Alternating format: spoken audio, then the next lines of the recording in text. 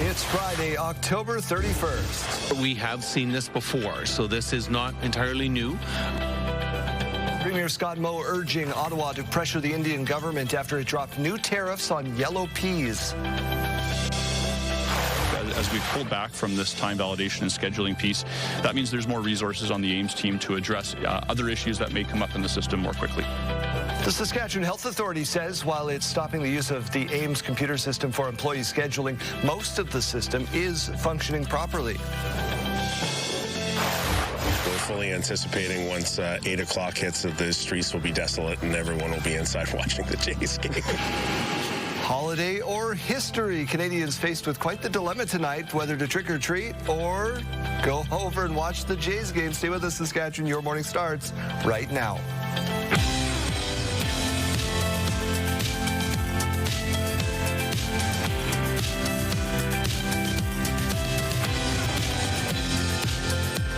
Welcome to Your Morning Saskatchewan. Happy Halloween. I am Daryl. And I am Kayleen. Hopefully your day's off to a great start. You look fantastic. Thank the hat. you. You look great too. Just a little pumpkin suit. I got one more for you a little later on. Yeah, shout out to Halloween Alley. I bet you there's going to be a lot of people out doing some trick-or-treating like this. You know, get the candy.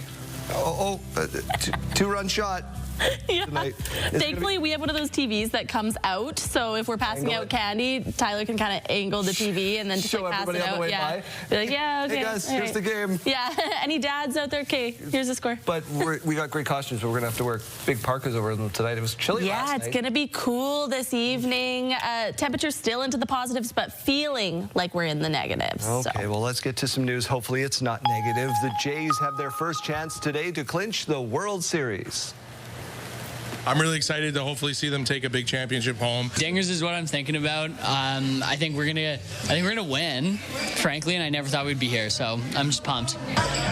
Anticipation is high as the Jays could win their first championship in 32 years. Bars and restaurants are expected to be packed across the country. Manager John Schneider says the players can't wait to feel the atmosphere at the ballpark today. Watching it on video from across the country with the people here watching, never seen anything like that. Never seen a watch party like that. So I'm excited as hell to see what this place is like tomorrow. The guys are too. The team kept things loose in workout day yesterday after coming home from LA. It'll be Guzman versus Yamamoto in the mound today. Another game note, Schneider said George Springer was close to ready to play in Game 5. So there is a chance he could be ready for Game 6 tonight, which starts at 6 o'clock our time. The Saskatchewan Health Authority says while it's stopping the use of the Ames computer system for employee scheduling, most of that system is functioning properly. But some healthcare workers disagree, saying there's significant issues with procurement. Stacey Hine reports. The Saskatchewan Health Authority is scrapping its new computer program for employee scheduling, but says the rest of the system is still working and will stay in use. I'm confident that the solution we have in the Phase 1 component of Ames will meet our needs. We will need to continuously improve our process as we go forward. The Administrative Information Management System, known as Ames, was supposed to replace 80 separate systems with one platform for payroll, supply chain, and scheduling across the health system. The SHA says the program remains stable for payroll and supply chain functions, but some healthcare workers disagree. Cindy Landry, an LPN in North Battleford, says getting supplies such as syringes or needles has become a struggle. As well as a frontline worker, there are times with the Ames program, I don't have my basic supplies.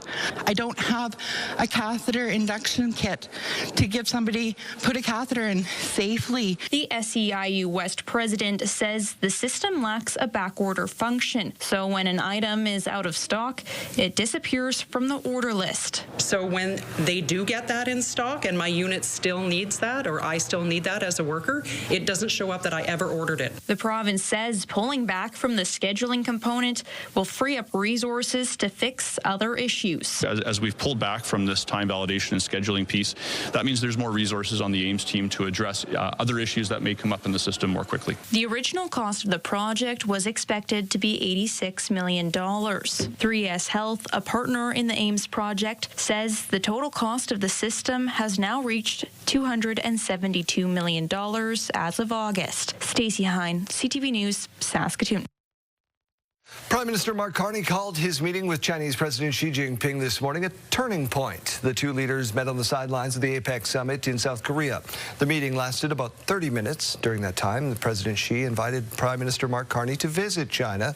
This invitation is seen as a significant step forward in repairing relations between the two countries. There is no shortage of political posturing going on ahead of next week's budget. It's becoming pretty clear that the government is going to use their costly budget as an excuse for costly elections. That was Conservative House Leader Andrew Scheer earlier this week, suggesting the Liberals are looking to force another election through the budget.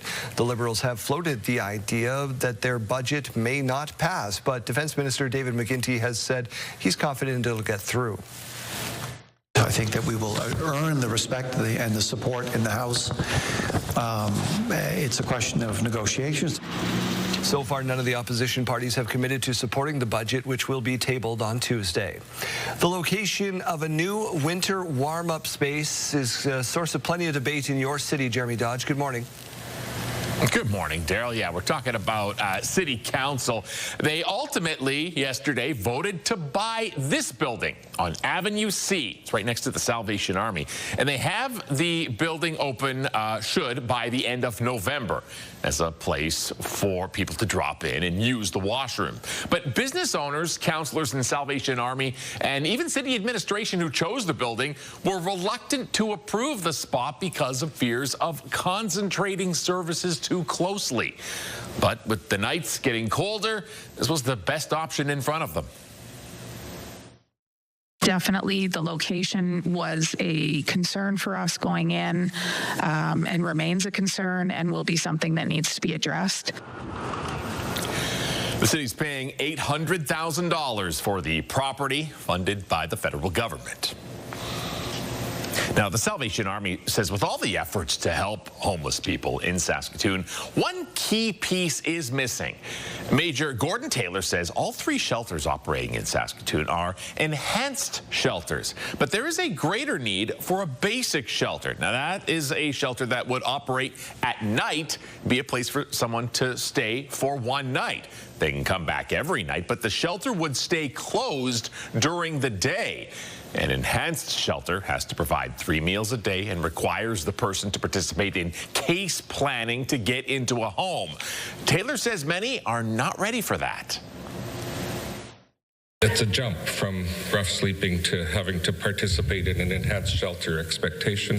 I think a basic shelter would help some people move towards that and be prepared for that.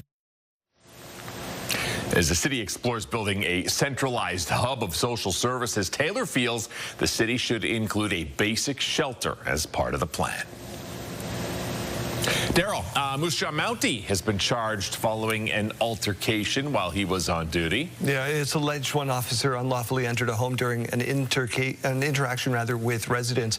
Altercation then took place between one of the officers and the man inside the home. A day later, the man involved in that altercation reporting a complaint to Moose Jaw RCMP. He did not report any physical injuries. As a result, though, Constable Stephen Sharpin is charged with 1 count of breaking and entering and committing assault. He will make his first court appearance on those charges December 3rd. It's Halloween, and a reminder today to stay safe.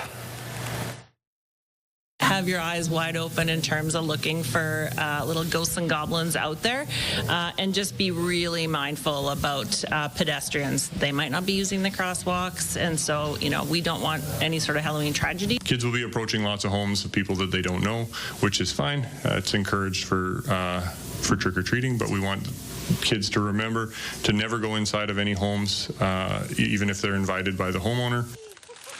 Police also recommending trick-or-treaters wear bright or reflective costumes or to have bright accessories to stick out to drivers.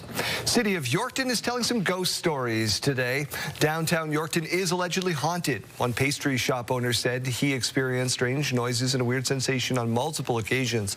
City of Yorkton recently published a video titled Haunted Yorkton, which explores the creepy stories that have been circling around town, meant as a fun way to preserve history that otherwise would have been forgotten. And nobody would have remembered it unless the firemen and paramedics who come near that place actually would say, yeah, we've had like a poltergeist in our place, and we believe it is the ghost of Levi Beck. So people think, well, that case, Levi Beck's memory and legacy still lives on at the fire hall as his ghost. Real or not, passing down creepy stories is a fun way to remember our past in the spirit of Halloween. And Keeling, you and the team did a little paranormal investigating we're going to see a little later on. Yeah, it was a lot of fun. We went to videographer Ashley's house and we tried to track down some ghosts. I'm not going to spoil it for you if we found any, though. My bank. She lives in an old hospital, though, so that's creepy. It's a little Your forecast is also a little terrifying. Well, it is one of those Halloween forecasts where we're talking about how you're going to put a coat on over top of the costume. However, we're not going to be seeing any more of that snow that we saw yesterday, continuing on into this afternoon at least. The morning, that's a different story. We could be seeing a few more flakes before that system is fully out of the picture. 0 degrees now to wake us up in Regina. The winds currently coming in at 24 kilometers per hour. We are expecting just a few more of those flurries this morning. Again, not going to be seeing that into the later parts of the afternoon. 0 degrees, though, and cloudy to wake us up in Saskatoon. Those winds not even near what we were seeing yesterday. And later on into the afternoon, we're not really going to be seeing those get too gusty either. This is a really nice break that we're seeing today from those really strong winds that we have been seeing in the past few days. Unfortunately, it doesn't mean that we have seen the last of those strong winds. We could be seeing those return on the weekend. But at the very least, we're getting a break from those strong winds for Halloween. Now, the Futurecast showing that as we head on into the later parts of the morning here, we will still be seeing some of those white patches on your screen. So in areas around Regina there, north of Regina and east of Saskatoon. Still seeing just a few more very light flurries. Into the later parts of the afternoon, though, we do see those spots disappear on the radar, and the clouds are starting to push away as well. So we are going to be seeing some sunshine later on into the afternoon. Don't worry too much if you see a few flurries outside of your window this morning. Now, into the weekend, though, Saturday, we do see that system making its way into the north, and then we do have some more precipitation on the way for parts of the central zone, and then it could be cracking down into the southern part of the province as well. So Saskatoon and Regina likely to be seeing some precipitation into the late evening hours on Saturday. Your forecast today for those temperatures showing that Regina is only going to be seeing that high of 2 degrees, Saskatoon 3 degrees. So definitely a cooler Halloween today. 3 degrees for Swift Current, 3 degrees for the Battlefords, and 2 degrees for Yorkton.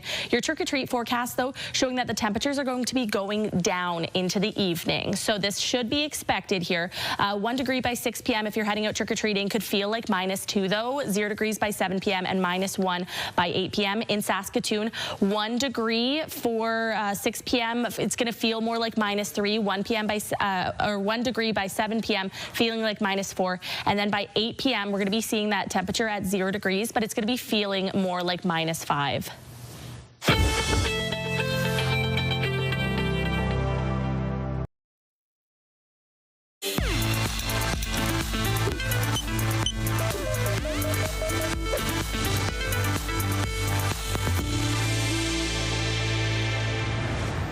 The Saskatchewan Health Authority is introducing a new notification process for emergency services disruptions. The updated process is meant to provide accurate, reliable information about the availability of emergency services around the province. Beginning in early November, all emergency service disruptions, regardless of length, will be posted on the SHA website, updated at 4 p.m. 7 days a week. The current system only notifies the public about disruptions of 7 days or more. The SHA says it acknowledges the frustration from patients and communities about the current reporting process. Health Report, brought to you in part by Saskatchewan Blue Cross, protecting your health since 1946.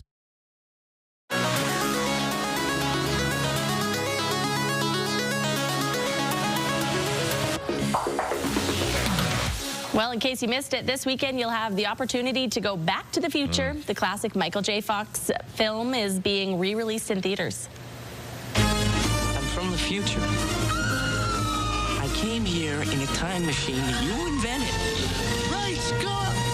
may be hard to believe, but this is the 40th anniversary for Back to the Future. After its release on July 3rd, 1985, it was the #1 movie in theaters for 11 of its first 12 weeks. Back to the Future is now regarded as a classic, of course, and it spawned 2 sequels, a cartoon, which ran for 2 seasons, and a number of video games. This is a great movie. So 40 years ago, how old were you when this came out, Daryl? Shut up.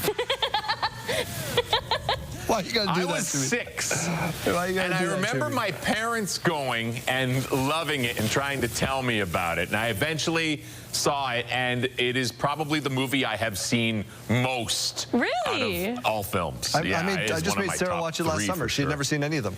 I just so introduced. good. She liked them.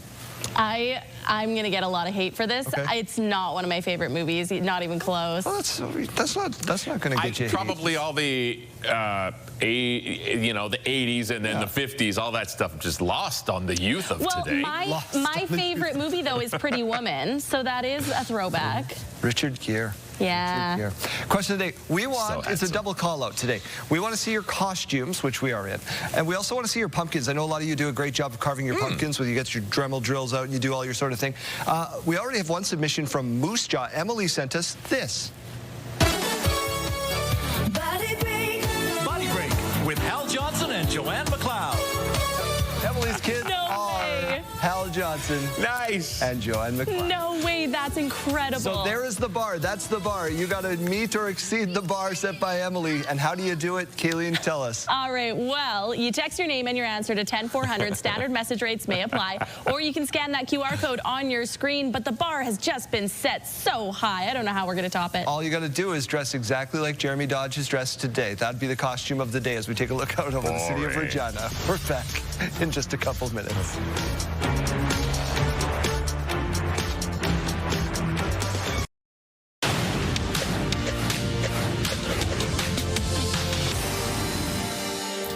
Very pleased with the outcome is how Prime Minister Mark Carney describes his meeting with China's Xi Jinping at the APEC summit in South Korea. He hailed it as a turning point in our nation's ties with China, and it marked the first formal sit-down in 8 years between leaders of the two nations. And Xi said that China is willing to work with Canada to push China-Canada ties to return to the correct track of being healthy, stable, and sustainable as soon as possible.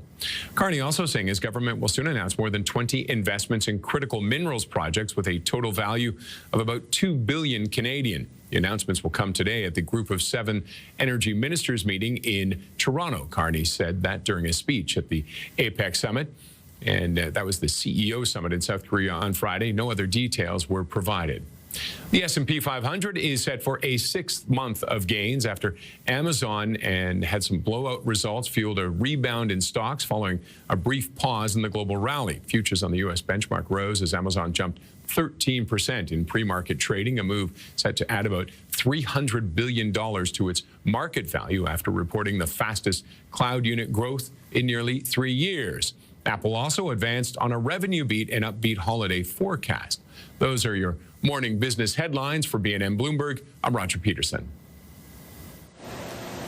The Your Morning Saskatchewan crew recently went ghost hunting with a local paranormal investigator. Here's Janelle Lepai with what they found. Good morning and happy Halloween. We've got a spooky one for you this morning. I've got Curtis with me. He is a local paranormal investigator. Now, Curtis, we've had a couple experiences so far. We are in camera operator Ashley's home, which is notoriously haunted. Let's talk a little bit about what just happened, because you had all your gear out and that spirit box was on. I had all my gear out, and for some reason my spirit box turned on by itself, and I have no idea why that happened. And then we had this device here, which is a REM pod, and if you touch the antenna, it'll light up. And it was going off, and I don't know why. We've had this thing sitting, like we use this on all of our investigations, and we have it sit there for hours, and it will not go off, and it went off for some reason. I don't know why. Okay, well, I'm a little bit nervous, but I want to make sure everybody has a spooky Halloween, so we're going to continue on with this, Curtis. Now, you do have a YouTube channel. That's where everything is. Tell me about that. Well, I have a YouTube channel called Purgatory Adventures. I've been doing it for the past 5 years. years, and we travel all across Saskatchewan and spend nights at different places and document what we find to our channel. So. Right. Well, I am so grateful that you're here with us this evening because clearly we've got a lot to go over here. Now, tell me a little bit about how you got started.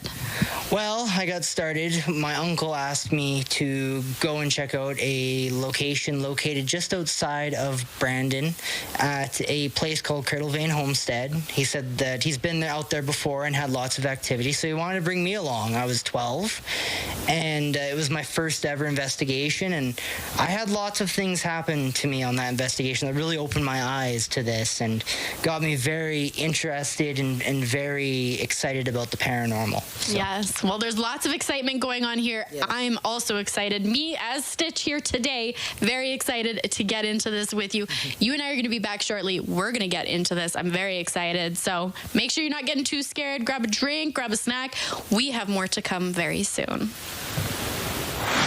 It's time for a look at your school day forecast, brought to you by CAA School Safety Patrol, working together to keep our school zones safe. If you're heading out to catch the bus in Regina, we're at 0 degrees. However, we do have a chance of still seeing the last little bit of that snow that carried on through those overnight hours. Not going to be impacting us by lunchtime, just a mix of sun and clouds sitting at 1 degrees, 2 degrees by final bell. In Saskatoon, 0 degrees right now. If you're heading out the door, grab a jacket, 1 degree by lunch, and 3 degrees by the final bell. As we go to break, here's a look at those gas prices in Regina. The common cost to fill up is $129.9. You can find regular fuel for as low as $105.9.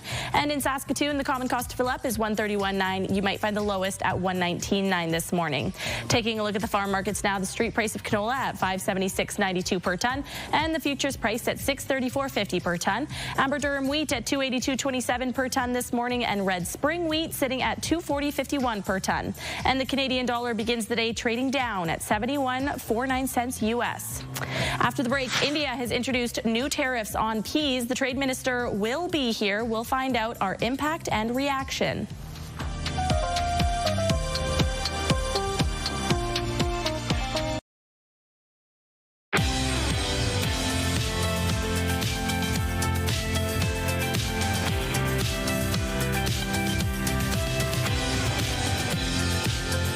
Welcome to Your Morning Saskatchewan. It is just after 6:30. Happy Halloween.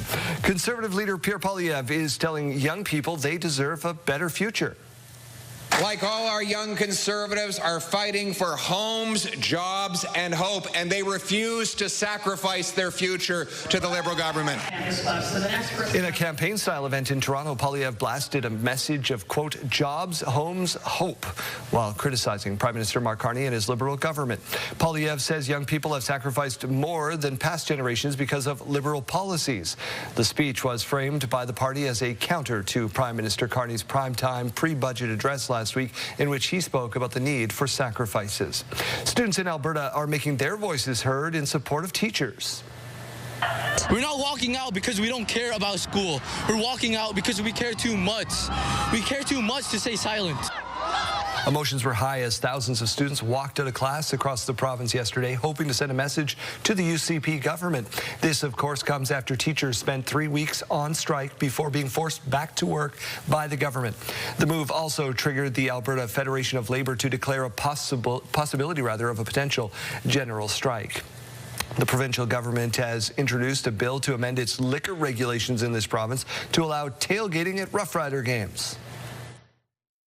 The whole purpose of doing what we're doing today, we'll be doing a fulsome look. We'll be working with the riders. We will be coming up with a plan, and SLGA will be involved because there will be a special permit that's going to be issued for this. Ideally, we'd like to have tailgating very similar to what you would see across the country here, what you see at other CFL cities, and what you see in other sports environments in the U.S.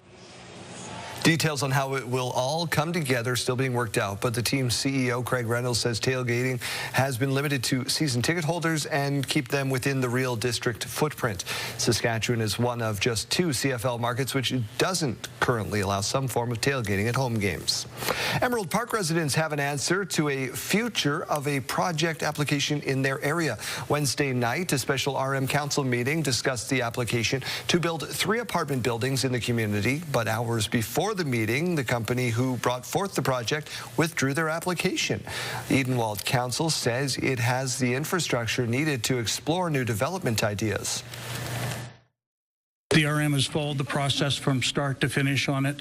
The developers have the right to make application to develop in areas. Council has neither been supportive or rejecting the proposal all along. We were just following the process that is set out for these type of developments, and we're just glad that the public came out and made their views known.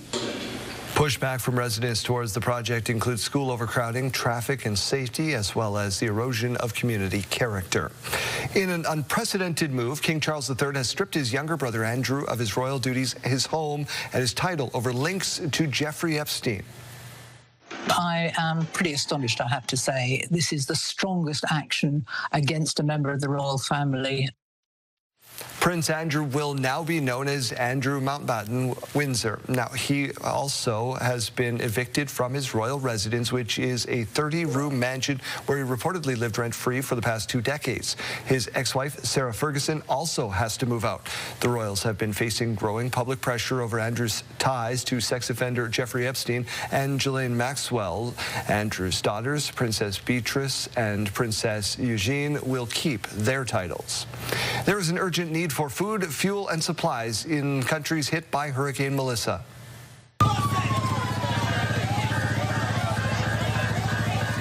In Jamaica, people are trying to get anything they can at the grocery store as long lines stretch outside of gas stations. Electricity remains out for most of the island after Hurricane Melissa made landfall as a Category 5 storm. Officials in Jamaica have confirmed 19 people died in the country from the storm. 30 are now confirmed to have died in Haiti. Government and aid organizations are organizing support for storm-affected countries.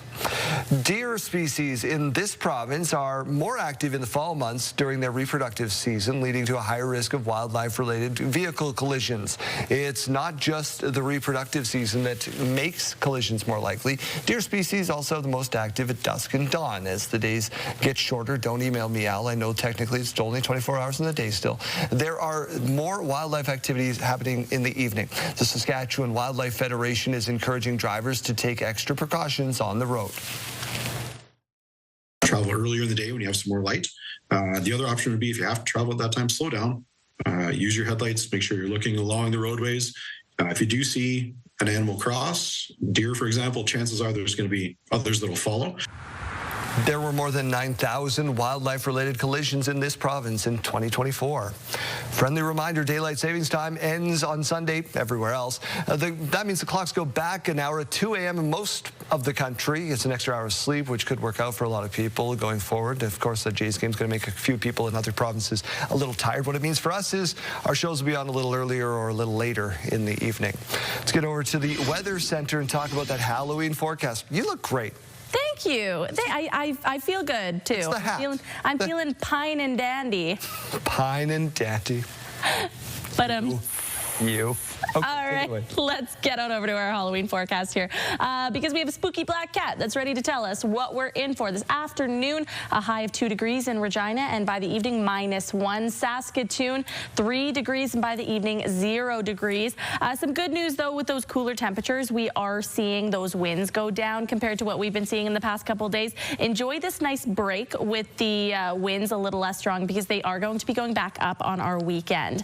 Now, let's take a look at this morning view. It's brought to you by recyclemyelectronics.ca, where you can find a drop-off location near you. 0 degrees to wake us up in Regina. We do have a chance of still seeing some of those continued very light flurries into the morning hours here. However, they are going to be pushing off for the afternoon. We're not talking about any snow while we're trick-or-treating, folks, so that's the good news. In Saskatoon, just some clouds to wake us up, 0 degrees, and some winds currently coming in around 7 kilometers per hour. Now let's take a look at that future cast. Quite a lot of clouds blanketing the province this morning. You can still see some of those white patches up on the screen. You're going to keep seeing those until about 1 p.m. and then those are going to fully push away, and those clouds also going to be clearing into the evening hours. So some nice clear skies for us to take our kids out trick-or-treating this evening. Into Saturday, we see some more precipitation, mainly some snow making its way into the north, and then some more rain on the way for Saturday evening throughout parts of the central zone and some areas into the south, including Regina, Again, that's going to be late on Saturday, not going to be impacting us in the afternoon, though. -1 to wake us up in, or -2 rather, in Spiritwood. 0 degrees in Melfort, -2 in Hudson Bay. Down towards the south, we're seeing -3 in East End, 0 degrees in Moose Jaw this hour, and 1 degree in Yorkton. Later on this afternoon, still seeing those temperatures below the average, and quite a bit below the average, mind you. Again, seeing very cool temperatures for this Halloween. 3 degrees for Swift Current, 2 degrees for Yorkton with that cloud cover, and 2 degrees for Prince Albert. Now let's take a look at that 5-day forecast, because the weekend is looking really nice for those temperatures. They're going right back up to double digits for Saturday. So 12 degrees on Saturday. Again, just a reminder, we do have some precipitation on the way for late into the evening, though. 9 degrees on Sunday, 8 degrees on Monday, and then 7 degrees on Tuesday with some more rain on the way. In Saskatoon, 12 degrees tomorrow, 9 degrees on Sunday, 8 degrees on Monday, and then some mixed precipitation on the way for Tuesday, up to 7 degrees, though.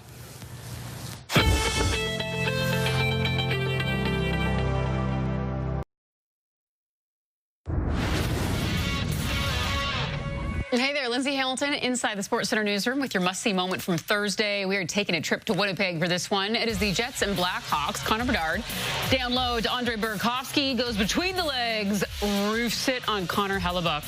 Beauty finish right there from Burakovsky. Logan Stanley is defending him.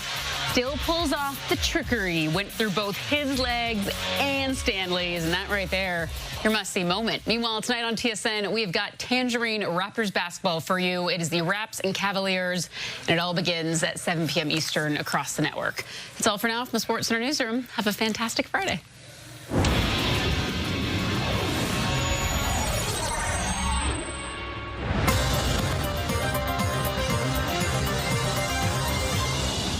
Saskatchewan's government has introduced legislation with the aim at reducing interprovincial trade barriers. The province says it will enable mutual recognition of goods and services entering our province from other Canadian jurisdictions. Warren Keating is the Minister of Trade for Saskatchewan, joins me in studio this morning. Warren, thank you so much for doing this. Before we get into the bill that I just mentioned, yesterday, late breaking, the tariffs on peas from India. How big of an impact is this going to have on us, and how can we reverse this or move forward? Well, it's a huge impact on any of our pea producers in the province. First, we're hit with China tariffs on peas, and now we're with another major trading partner. So it is a big deal to our pea producers here. Do we know where this came from? Not really. We've been through this before. We've seen it happen before, so we know we're going to get through it. But unfortunately, it's happened now as guys have taken their harvest off and now ready to market peas. Frustrating for you in your office, because it seems like every other week we're back at the table saying, let's figure out another deal. Wake up every morning, read the headlines, and go, well, that's the issue we're dealing with today. How hard is this on your producers? It's frustrating for them because they make their market plans early in the season, make their planting intentions based on what they know is happening in the marketplace, and then by the time they get the harvest off, things have changed completely. So it's very unsettling for them. Ties us back to the interprovincial trade agreement. You just passed this bill in the legislature, opening up to other Canadian markets. Is this something we have to focus more on? Well, we need to make sure that we diversify our trade opportunities, and that even includes doing more within Canada, and that's what this bill is prepared to do. What were we doing before? Well, we were... For somebody who doesn't watch politics, right, doesn't pay attention, they see the headline, they go, well, what was happening before? It's interesting. 50 U.S. states can trade very efficiently and easily between them. We have 10 provinces and 3 territories, and we've made it so difficult to do that. So what does this bill actually do? Well, what it does, it just allows us to accept another province's registration on a product. In order for them to get a product, registered for sale, goes through a number of safety concerns, issues, regulatory sides. And what we've done is now, instead of duplicating that here in this province to make sure that good is safe to sell here, we're recognizing in other jurisdictions acceptance of that product. Do you feel like this will help Saskatchewan producers, or maybe have a negative impact on them? I'm thinking about brewers specifically that want to market their product. They've been having a difficult time over the last couple of years.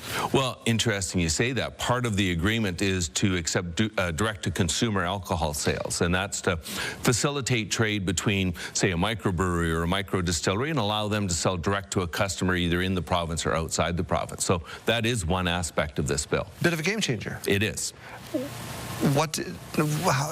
Trade is such a big umbrella, right? So the impact on us as end users or consumers, people that go to the grocery store and they spend their hard-earned money on these products, are costs going to come down because of this? Or is there just going to be more available to us? Well, let's put it this way. When there's more competition, then the marketplace will decide how things settle out. So we can assume both. It's going to be easier to find more products, and perhaps with more on the shelf, there may be, you might see some lower prices. Other provinces doing the same? Ontario, I saw, did this not too long ago as well? Well, that's what we're seeing. We believe, we're kind of middle of the pack in getting legislation like this out. And by doing that, we've kind of done the best of everyone, what we've seen so far. And we'll be doing a lot of bilateral agreements with provinces, some unilateral agreements. We've had MOUs signed with Manitoba, Ontario, Prince Edward Island.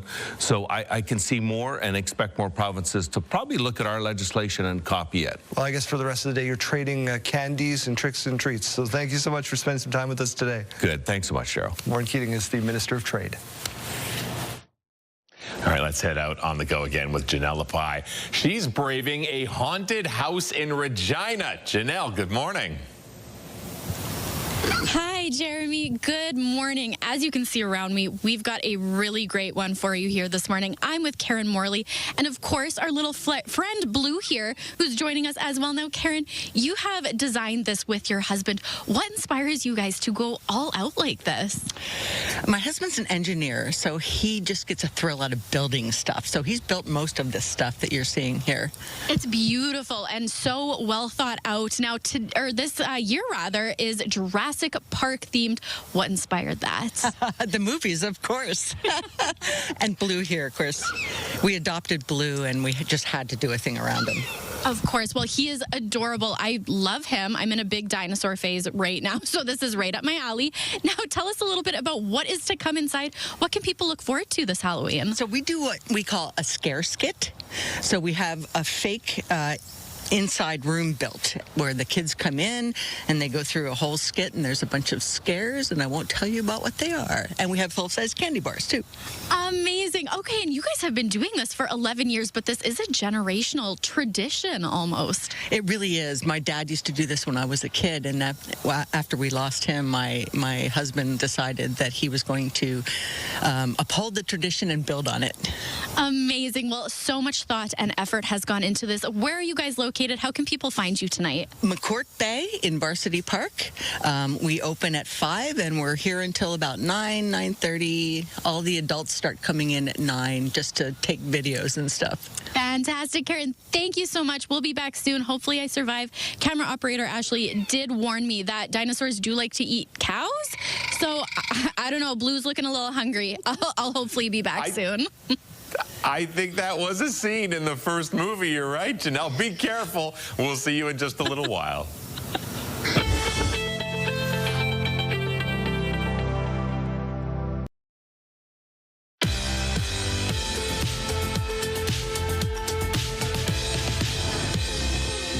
It's October 31st, and we have these milestones to share with you. We'll start off with a big happy birthday going out to Harlow. He's turning 3 years old today, and his family is sending him a whole lot of love. Enjoy your day. 1 year older than that is Charlie. Happy birthday to you for your 4th birthday, with love from Mom, Baba, and Grandpas. Also celebrating today is Cree Lynn. Happy 19th birthday to you, with love from your mom, dad, Tyra, Gordon, Credence, and Callie. Have a very happy birthday. And looking forward to tomorrow. Happy birthday to Odin for his 16th birthday.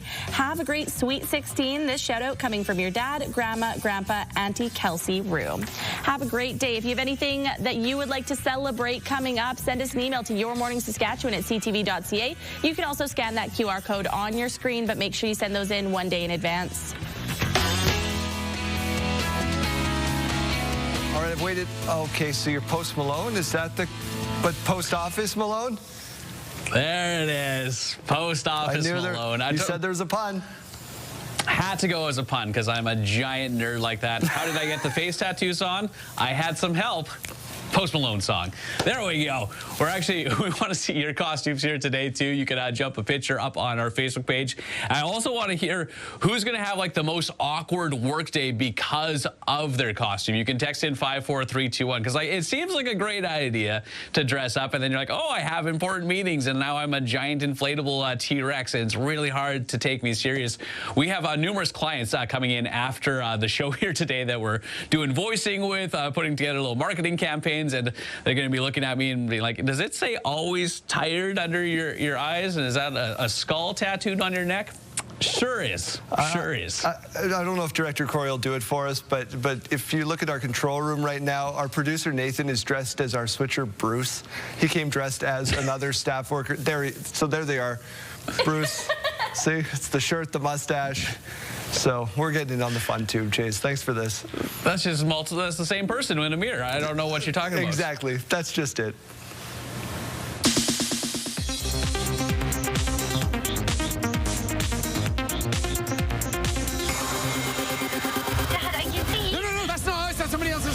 AMC Theaters are offering 2 scary screenings for 1 ticket. Hallow Road, starring Rosamund Pike and Matthew Rhys, and the darkly comic thriller Vincent Must Die.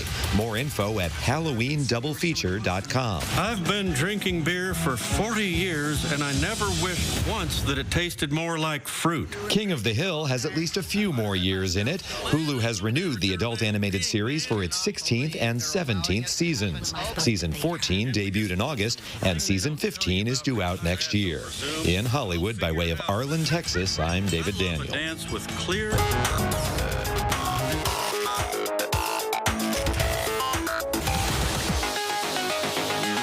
all about costumes today and decor. Thank you to Halloween Alley for hooking us up. And it looks like everyone is dressing up from the young to the old. What are you supposed to be? I'm a Spice Girl. What are you dressed as, Mr. Jenkins? A jaywalker. And what are you supposed to be, Mr. Henson? I'm an old-timer. An old-timer. These funny costumes come to you from Basin Creek Retirement Home in L.A. They hosted a Halloween lunch at the residence. They did not disappoint. That is really funny. I like the jaywalker. That's really, really good. Really, really good.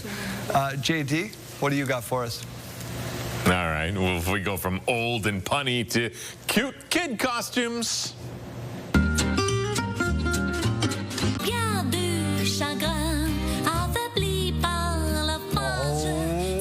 Pretty good. You got Mike Wazowski from Monsters, Inc. You got Ratatouille there. Flounder. Little Flounder. Oh. These kids are going to get all the treats. That is so good. That's really cute. Oh. We want to see their costumes, though, That's too. right. 10400. Text your name, the picture of the costume, or your pumpkin. If you're a pumpkin carver, we'll share those coming up in about 15 minutes.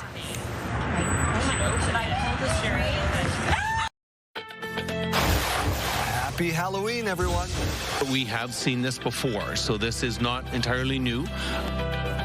Premier Scott Moe now urging Ottawa to pressure the Indian government after it dropped new tariffs on peas yesterday. As we pull back from this time validation and scheduling piece, that means there's more resources on the AIMS team to address other issues that may come up in the system more quickly. Saskatchewan Health Authority says while it's stopping the use of the AIMS computer system for employee scheduling, most of the system is functioning properly. I said Jason's 6 and the 6. It's happening Friday. This is it. Friday's the day. Today could be the day Jays fans have been waiting 32 years for, the chance to see the team win the World Series at home. Stay with us, Saskatchewan. Your morning starts right now.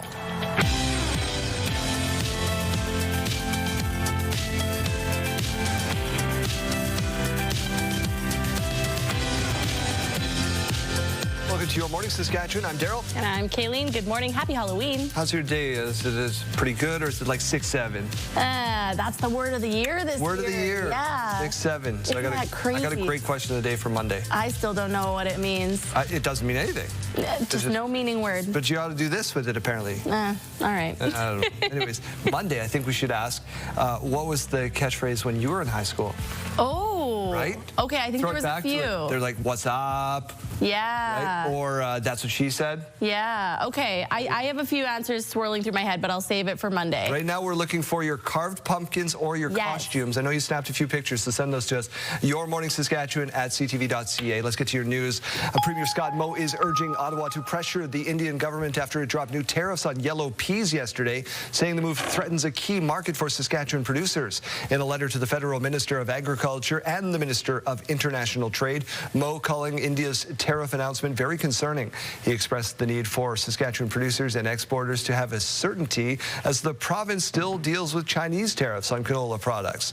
Collectively, the Indian and Chinese markets make up 71% of Saskatchewan's pea exports last year, with $480 million worth shipped to India. It wasn't long ago we actually had been talking to the High Commissioner of India and hadn't really given an indication. However, we have seen this before, so this is not entirely new to us, to the pea industry, to Canada.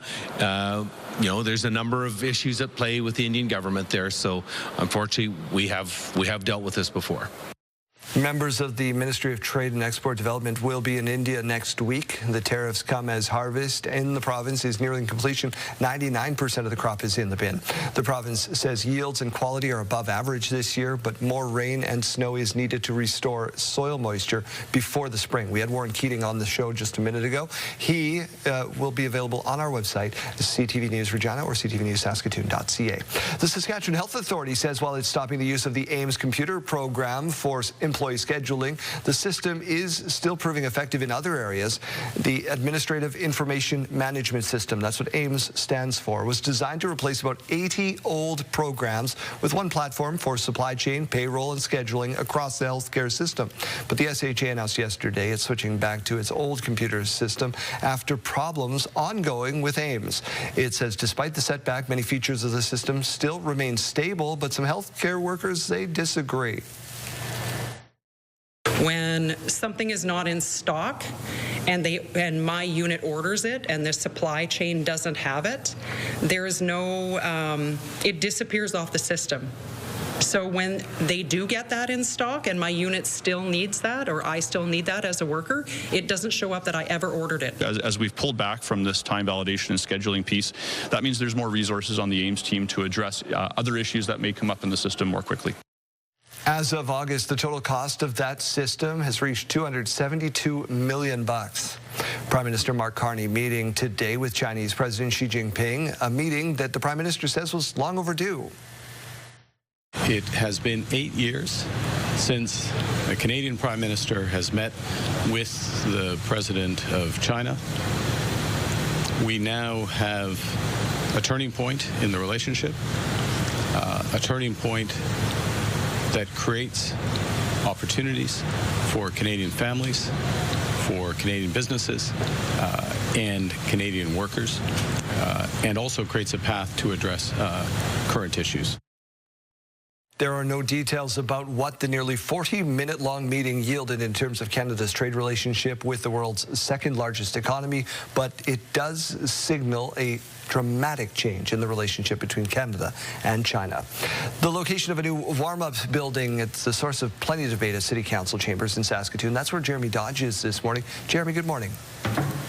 Good morning, Daryl. Yeah, business owners, councillors, and city administration, they're all concerned about concentrating services in the Riversdale area. Keenan Sorokan has the details. We have spoken, and you are not listening. Residents and business owners in Riversdale are growing tired of more social services being put in their community. Instead, you push ahead and do what you want, which comes across as sneaky and underhanded. The latest is a warm-up location at this former restaurant on Avenue C. Council approved the city to buy. The main concern is it being steps away from the Salvation Army's shelter next door, and administration recommending the purchase is also uneasy about it. But there simply wasn't any other choice after 2 years of searching. To have a full-time enhanced shelter right next door to a warming center, I just think is a bad idea. This building, definitely the location was a concern for us going in and remains a concern and will be something that needs to be addressed. The councillor for the area says calls from his residents are growing louder, and it's time to decentralize social services away from the 20th Street corridor. But most of council was opposed to the idea. So adding this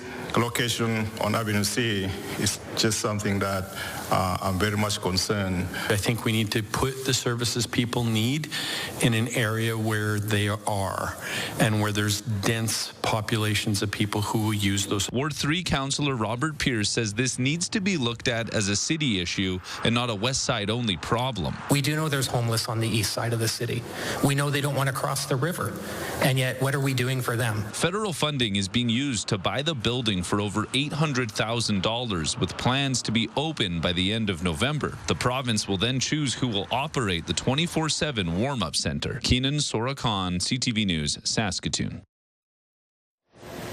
Well, Daryl, on this October 31st, a reminder about Halloween safety. Yeah, it comes to us from police and the CAA. Take a listen. Have your eyes wide open in terms of looking for little ghosts and goblins out there, and just be really mindful about pedestrians. They might not be using the crosswalks, and so, we don't want any sort of Halloween tragedy. Kids will be approaching lots of homes of people that they don't know, which is fine. It's encouraged for trick-or-treating, but we want kids to remember to never go inside of any homes, even if they're invited by the homeowner. Police also recommend trick-or-treaters wear bright or reflective costumes or to have bright accessories to stick out to drivers. Yorkton's telling some ghost stories, and we sent Virginia DeClute out to gather them up for you. Take a listen. Part of Yorkton's rich history includes smuggling alcohol through tunnels, buildings going up in flames, and business rivalries ending in tragedy. Some events of the past century have sparked quite a few spooky stories around town, leading some to believe certain locations are haunted, including the owner of Wander's Sweet Discoveries. And I was wondering, well, who's coming to visit me at 2 o'clock at night? So I went back upstairs and there was nobody there. Sometimes the chairs wouldn't move.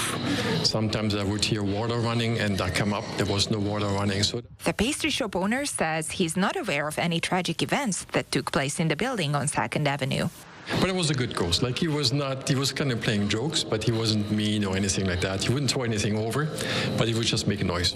It is just one of the many stories that can curdle your blood. The city recently posted a YouTube video titled Haunted Yorkton. I spoke with various people around town. The Facebook group Yorkton Nostalgic was also a huge help with kind of the stories around town, and there was also some mentions on historic documents in the Yorkton archives. He says ghost stories help preserve history that would otherwise be lost, such as the story of Yorkton's former mayor and prominent businessman Levi Back, who apparently likes moving furniture at night. And nobody would have remembered it unless the firemen and paramedics who come near that place actually would say, yeah, we've had like a poltergeist in our place, and we believe it is the ghost of Levi Beck. So people think, well, that case, Levi Beck's memory and legacy still lives on at the fire hall as his ghost. So. Real or not, passing down creepy stories is a funny way to remember history and learn more about Yorkton's heritage, all in the spirit of Halloween. Virginia DeClute, CTV News, Yorkton. Ooh, what do you think? Pretty spooky. Pretty spooky. Gets you into the Halloween spirit. All right. Well, we are getting into the Halloween spirit with our costumes, but we'll probably need jackets over top of them today. That's right. I'm looking tropical, but the temperature is going to be feeling tropical for Halloween. Daryl's laughing over there. 0 degrees to wake us up in Regina. We do have a chance of still seeing some last little bit of those flurries that we saw yesterday throughout the morning hours today. However, after that system fully is gone, I'll show you that on our future cast in just a moment. For trick-or-treating, we're not expecting to see any of that precipitation really anywhere in the province. So there is some good news along with those cooler temperatures today. 0 degrees also to wake us up in Saskatoon. We do have some clouds to wake us up as well, but winds going to be quite a bit lower than what we saw yesterday. Yesterday, this screen throughout parts of the central and southern zone were just lighting up in red. Today, at least we're seeing them peaking around 20 kilometers per hour in most places. Down in the southeast, southeast, we could be seeing them up to about 30 kilometers per hour. Now here's a look at that future cast now that we were just talking about. So yes, some spots for the morning hours still showing some areas going to be getting just a little bit of those flurries, the last little bit from that system. However, once we get into those more so trick-or-treating hours, we see all those spots disappear, not seeing any of that precipitation in the province. And as an added bonus, we're also seeing those clouds clearing out as well. We are talking about some more precipitation making its way in for Saturday morning and in the north, and then Saturday evening for areas in the central and southern zones there. So that's about 9 p.m. there. Current temperatures showing that a lot of places still in those minus temperatures to start the day. So -2 for Spiritwood. We're at -1 in Prince Albert. South End has been stuck at that 0 degree mark. 0 degrees for many other places as we turn our attention down towards the south as well, including Assiniboia, Moose Jaw, Regina, and Yorkton. -3 in East End and -3 in Swift Current. Today's forecast showing temperatures below the seasonal average, but very similar to what we saw yesterday. We're just not seeing those winds that we saw yesterday. So a little bit better. Swift Current up to 3 degrees today, Moose Jaw up to 3 degrees, and Yorkton up to 2 degrees with that cloud cover into the afternoon. Your trick-or-treat forecast, though, showing that by about 6 p.m., you can expect to be sitting around the 1 degree mark in Regina, feeling like -2, though, feeling like -4 around 7 p.m., although it will be officially at 0 degrees, and then -1 by 8 p.m., feeling like -5. That was the Regina forecast. In Saskatoon, 6 p.m. sitting at 1 degree, feeling more like -3. 7 p.m., 1 degree, feels more like -4. And then at 8 p.m., we'll be sitting at about 0 degrees, feels like -5, though. So definitely grab a jacket for trick-or-treating.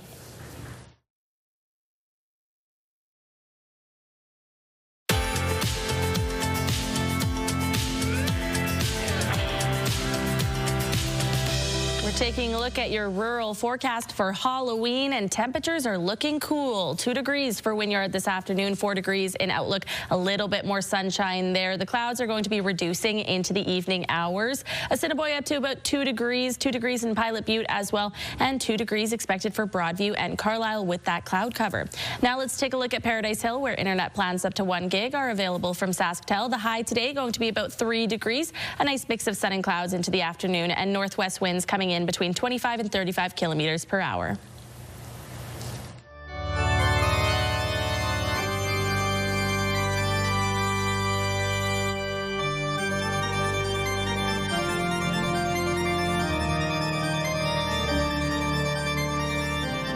It is time to take a look now at some more spooky footage from our morning crew's ghost hunting adventure in Vibank.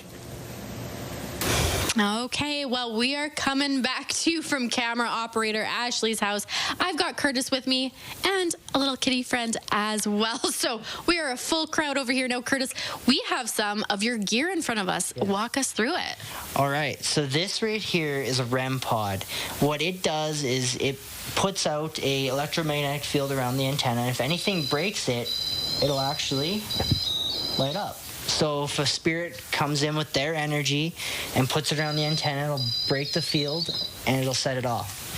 Now this device right here is called a K2 meter. That is a EMF detection device. So if a spirit comes, and they can use their energy to set the lights off, and then we'll know it's here.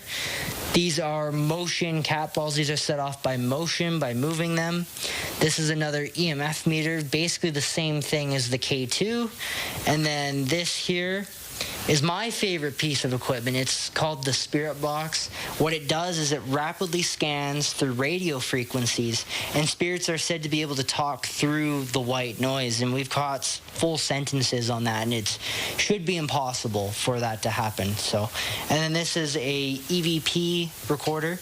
Spirits can actually use this device and talk into it, and it's supposed to be able to pick up voices that our ears cannot hear.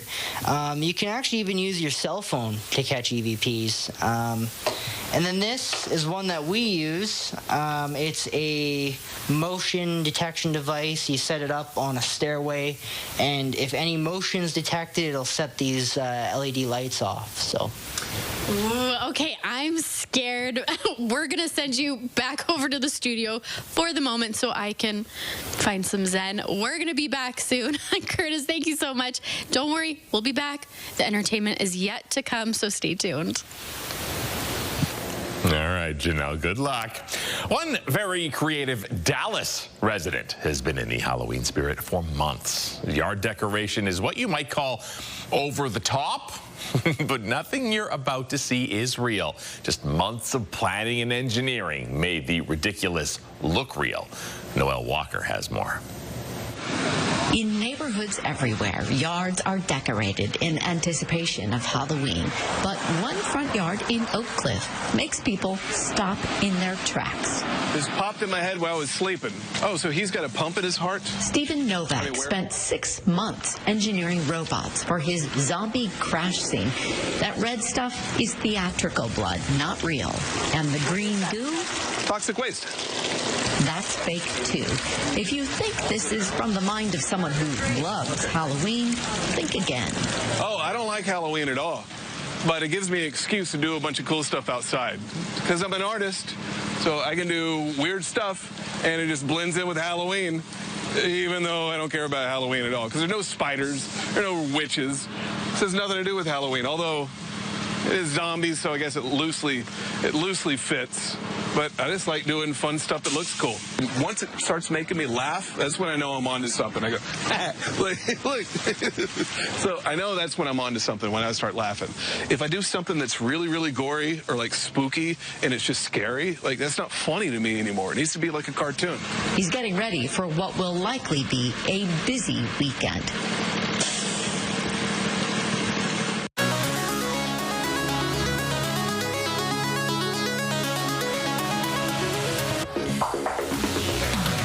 Thinking I don't feel so gored. That's a good one. See? You better buckle up if you go into this car wash. Car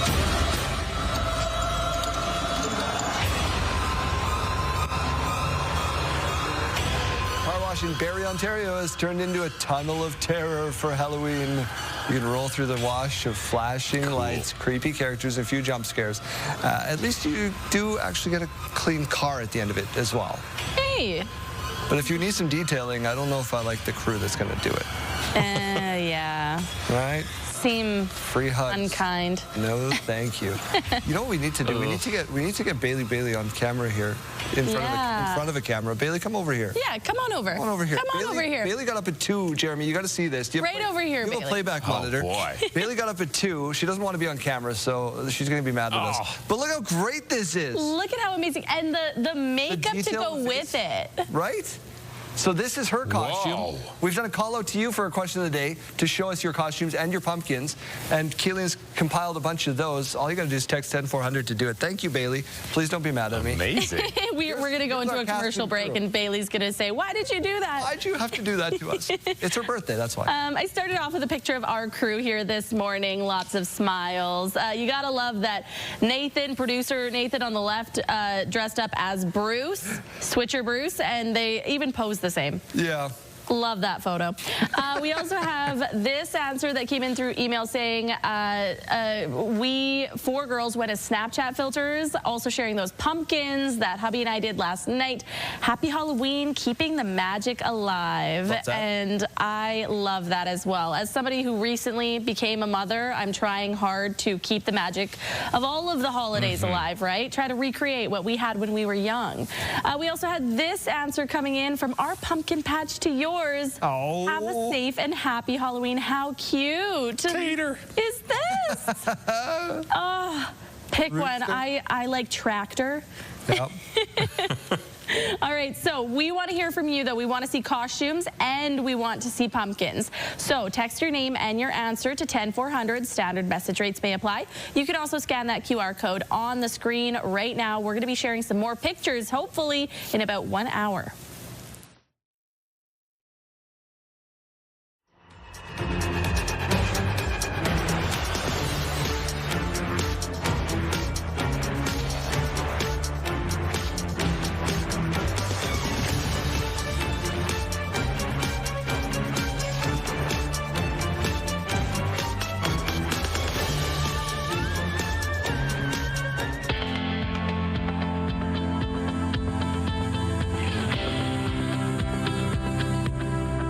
Okay, so if you're going to do a segment called Morning Mystery, you need to dress the part, right? Today it is a thing. 3 clues. We're going to try to guess what the thing is. Phobia of it is called, oh my goodness, samhainophobia. Samhainophobia. Samhainophobia, okay. Clue number 2. I'm so far not doing well. Originated from the ancient Celtic festival of Samhain. Oh, I'm not getting this one. I can already hear Jeremy writing. Clue number 3. Next time there will be a full moon for it. Will be 2039. You know what? I'm just going to guess because it's got to be something to do with today. I don't know. It's got to be something to do with today. I don't really know this one, but... This is a shot in the dark. Okay, boards? Yeah. Yeah, there we go. Okay, so really? Honestly, I just thought it was going to be... Oh, I thought that was too easy. If it was any other day they asked that, I probably wouldn't have gotten it. Halloween is the answer to today's morning mystery. Studio consideration provided by Father's Furniture, specializing in quality Canadian-made furniture. Time for a look at that school day forecast, brought to you by CAA School Safety Patrol, working together to keep our school zones safe. If you're heading out to catch the bus in Regina or Saskatoon, we're at 0 degrees for both cities. 1 degree by lunch in both cities. Again, thankfully, we're seeing those winds a lot lower than what we saw yesterday. And by final bell, 2 degrees. So not going to be a warm day in Regina, 3 degrees in Saskatoon. So although we're seeing some temperatures throughout the central zone just a little bit warmer, it's still going to be a cool day all across the province. As we go to break, here's a look at those gas prices in Regina. The common cost to fill up is $129.9. The lowest you might find, $105.9. And in Saskatoon, $131 is the common price. The lowest you might find is $119.9. Taking a look at the farm markets now, the street price of canola is at $576.92 per ton, and the futures price at $634.50 per ton. Amber Durum wheat at $282.27 per ton, and red spring wheat starting the day at $240.51 per ton. And the Canadian dollar begins the day trading at 71.49 cents U.S. After the break, we'll take you live to the Sky Dome to tee up Game 6 of the World Series. Stay with us.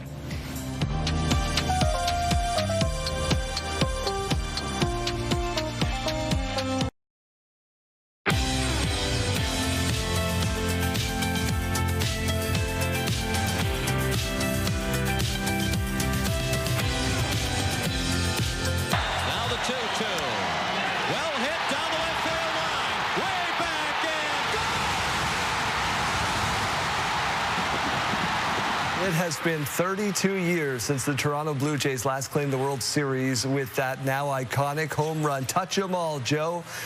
Tonight, the first World Series Game 6 since that night in 1993 will take place on Canadian soil as the Toronto Blue Jays look to clinch it all against the LA Dodgers. We take you live to Sky Dome. It'll always be Sky Dome to me. And join Anne-Marie Meadowick. I've always said, Anne-Marie, we should have more people from Brooks, Alberta on TV together. But set the stage for me on what it's like in Toronto today. Oh, Brooks, Alberta represents at the Blue Jays game. You are absolutely right, Daryl. Listen, the city we got here, we left at 5 a.m. Everybody is excited in the city, no matter where you go. And people are dressed like me. In whatever they own, that's Blue Jays. And whatever they could borrow, that's Blue Jays. I should tell you where we are right now. So obviously this is the field. You've got the pitcher's mound, you've got home plate, you've got the dugouts for both teams. They're just starting to get things ready. So earlier this morning, the seat cleaners were in. We were listening to some interviews being done, and you could hear echoing, bouncing off of the roof at the top. Go Jays, go, one more win. But you know, inside tonight, and the players have said this repeatedly post-game, it gets so loud in here, especially with the dome closed because the sound bounces all over. They can barely hear each other in the dugout. It is going to be a magnificent night. Incredible. They're just getting ready to start their rehearsals as well, so I don't know if the sound's going to come on or not in the middle of our interview, but that's just all part of it. It's part of setting the stage, Anne-Marie, and you're in a unique position. You got all kinds of stories that aren't baseball related, but you know, loosely. What's right above you there? Oh, yeah. Sorry, I forgot to mention the most important thing. We are on the hotel side of things. So over here is Rogers Stadium, but where I am sitting is at the Toronto Marriott City Centre. So this is the hotel, the only hotel that is attached to a major stadium. So right above us, are the rooms where Schneider and Barger had their sleepover. And, you know, this famous one and the pull-out coach, and then Addison wakes up the next day and he hits the grand slam. Those happen just above us. Also, you've probably seen some of this footage either post-game, and I know they were doing it last night. The hotel rooms are just here, and so sometimes the players will throw pitches up to the guest rooms, which fully open, by the way. So I don't know how many of them have caught. I don't know how many windows they've lost, but that's all become part of it here as fans in the city who are coming in from outside of town, staying at the hotel, the players themselves, all enjoying the atmosphere here at the hotel. All right, Anne-Marie, what are the chances the Jays actually pull this thing off tonight? 100%. What are you even asking me? 100% they're going to win tonight. Listen, we had Mayor Olivia Chow on earlier. They're already planning the parade in the city. It is going to be a parade that will be unmatched by anything else the city has seen. You know, it was incredible here when I've talked to people. I was living in Alberta in 92, 93, so I wasn't here. But when you talk to people who were part of that moment in this city, you know, when people who were in, didn't look exactly like this, but who were in the stadium, when Joe Carter hit that ball and touched all those bases, touch them all, Joe. There are people who were here for that moment, and they are ready for another one. Wasn't my grandma teaching you grade 4 in about 93? Oh, you flatter me. Yes, your grandmother did teach me in grade 4. No, it was not during 92, 93, but God love you for saying so. I love you too. We'll talk to you again soon. Good luck and enjoy the rest of the day and the celebration, if it does happen, from a Red Sox fan over to a Blue Jays fan. Oh, not if, but when. Boo. Go Jays, go. There's Anne-Marie Medewick reporting live from Rogers Centre. I always call it Skydome. One more story to get to today. SGI is warning drivers to be careful. It says crashes involving wildlife increase during the fall months. Jasmine Peltier spoke with the Saskatchewan Wildlife Federation to find out why. Deer species are more active during the fall months. What does that mean for Saskatchewan drivers? Mule deer, white-tailed deer, elk, and moose, it is all, the fall is prime time for them. It's all reproductive seasons for those animals. So those ones we tend to run into most, having issues with wildlife collisions at this time of year. It's not just the reproductive season that makes collisions more likely. Deer species are more active at dusk and dawn. As the days get shorter, there is more wildlife activity earlier in the evening. The Saskatchewan Wildlife Federation is encouraging drivers to take extra precautions. Things you could do, if you can avoid traveling at that time of day, that'd be great. Travel earlier in the day when you have some more light. The other option would be, if you have to travel at that time, slow down. Use your headlights. Make sure you're looking along the roadways. If you do see an animal cross, deer, for example, chances are there's going to be others that will follow. SGI says that data shows an increase in wildlife collisions during the fall season. October and November are the only months of the year where more than 1,000 wildlife-related collisions are reported on average. Some of the things people can do if they hit a deer is just don't approach the animal, especially if it appears to be wounded. Injured animals, they can be extremely dangerous, so take precautions. If possible, after you've hit that vehicle, move over to the shoulder of the road, turn on your hazard lights, and really just take a moment to regain your composure. There were more than 9,000 wildlife-related collisions in the province in 2024. Jasmine Peltier, CTV News, Prince Albert. I think I prefer this, the question marks. Yeah. It seems to fit when you're doing an interview. Yeah, no, I the think big question mark is the weather. Yeah, well, I feel like a lot of people in previous days here, they've been saying, bring us some good weather for Halloween. We want to take out our kids or grandkids. Unfortunately, temperatures are going to be cooler today, but fortunately, we're not seeing as much precipitation as what we saw yesterday. So let's take a look at those temperatures then. For this evening in Regina, we're going to be sitting at about -1, and the evening in Saskatoon, 0 degrees. The afternoon highs, if you're going to head out earlier on for some Halloween activities, 2 degrees for Regina and 3 degrees for Saskatoon. Winds going to be a lot lower than what we saw yesterday, only gusting up to about 20 kilometers per hour. So those won't be a concern for you today. Let's take a look at this morning view brought to you by recyclemyelectronics.ca, where you can find a drop-off location near you. We're at 0 degrees right now. We have had a few more little flakes in the Queen City this morning, but that's, again, not going to continue on into your afternoon. 0 degrees also to wake us up in Saskatoon, and we're seeing some clouds to start the day. A lot of clouds actually on the futurecast for across the province this morning. However, we are going to be seeing those clouds start to lessen. Just like we're seeing that precipitation disappear on the screen, so do the clouds as we make our way into those evening hours. So conditions will be improving. We're just not getting too much warmer. The north going to be getting some more of that precipitation into Saturday morning, and then we're going to be seeing some rain making its way into the picture for parts of the central zone between Saskatoon and Prince Albert mainly, and that's going to be into the evening hours on Saturday. So not seeing that in the afternoon for Saturday, but definitely into those evening and overnight hours. Current temperatures now showing Spiritwood at -2, 0 degrees in Buffalo Narrows, La Ronge at 0 degrees as well.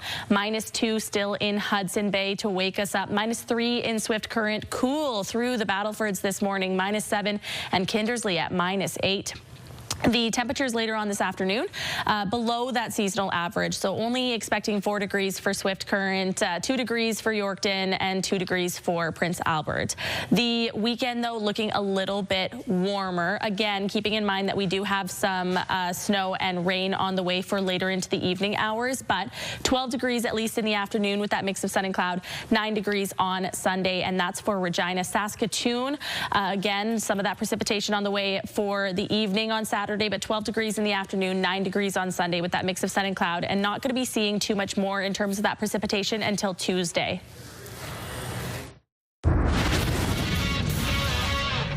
Hey there, Lindsay Hamilton inside the Sports Center newsroom with your must-see moment from Thursday. We are taking a trip to Winnipeg for this one. It is the Jets and Blackhawks. Connor Bedard down low to Andre Burakovsky, goes between the legs, roofs it on Connor Hellebuck. Beauty finish right there from Burakovsky. Logan Stanley is defending him. Still pulls off the trickery. Went through both his legs and Stanley's, and that right there, your must-see moment. Meanwhile, tonight on TSN, we've got Tangerine Raptors basketball for you. It is the Raps and Cavaliers, and it all begins at 7 p.m. Eastern across the network. That's all for now from the Sports Center newsroom. Have a fantastic Friday.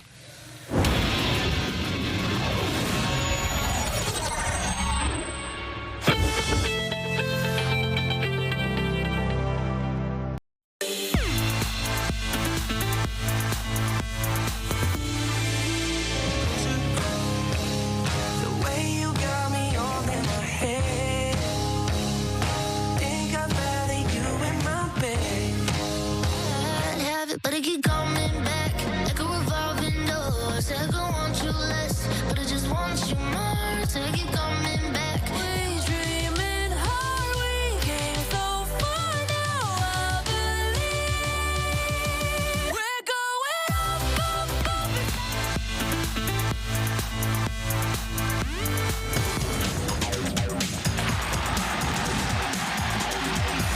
We're talking sports. Dante DeCaria is in studio with us. He is the play-by-play voice of your Regina Pats, who are back in action tonight in Moose Jaw before they come home eventually for the iHeart Regina game. Dante, how's the bus like so far early on in the season? Yeah, it's pretty good. I mean, the last time the team was on the road, they had a big comeback win in Edmonton, so I think the team is on an upwards trend. I know they did get a point on Wednesday at home, so things are looking good right now. You're a huge baseball guy, and I know that you do a lot of coaching in the city.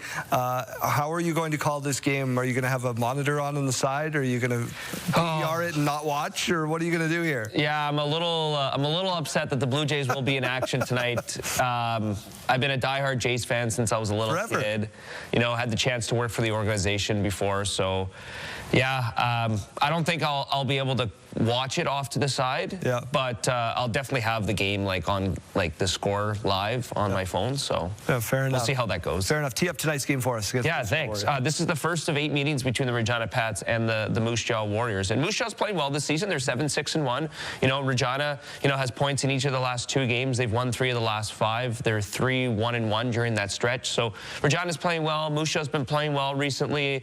This is the Trans-Canada Highway Clash, as Kelly Rempel calls it. So it's always an exciting game between these 2 rivals. Yeah, everybody calls it that, not just the Silver Fox. The iHeart Regina game is a big deal. The city coming together with you guys as a new partner to put on this game, lower some ticket prices, get people in the door. Get us excited for that one. Yeah, absolutely. That's Tuesday against the Calgary Hitmen. Puck drop is scheduled for 7 p.m.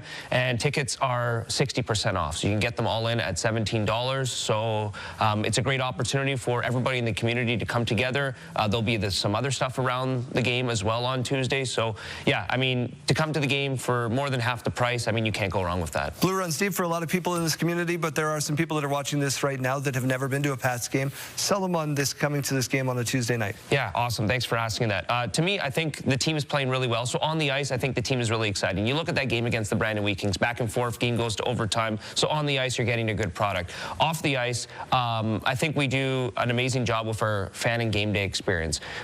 It's a great opportunity for people to A, learn about hockey, but B, also to feel a part of a community team. And I think a lot of the teams in the city do that. But when you come to a Pats game, it's not just about the product on the ice, it's about the product off the ice. The music, the in-game elements, the fan experience games, the intermission games, the prizing, all that type of stuff. It's just a fun time. And if you've never been to a game before, the players on the ice that you're watching, everybody knows about Maddox Schultz, number 19, but who else? You know what? Julian Mays, I mean, he's ranked by NHL Central Scouting. He's a guy that could get drafted this year if he continues to keep putting up numbers. And he's like top 5 in league scoring right now. He just had a stretch of 6 consecutive multi-point games end, by the way, on Wednesday night. Mays, to me, has really come on as like a top player in the WHL right now. Reese Hamilton is another guy. He can skate, he can fly. Ephraim McNutt's playing really well. Caden Brown just won WHL Player of the Week after his first WHL hat trick and the overtime winner. So I'm smiling because Ephraim did that nice prank on your social media site the other day where he pretended to be a mannequin and jumped out at people. You know, stuff. Daryl, a lot of guys weren't as scared as we thought, right? If you've never seen it, go to their social media page. Puck drop at 7 o'clock. You can hear them on the radio. Here's what's happening in our community.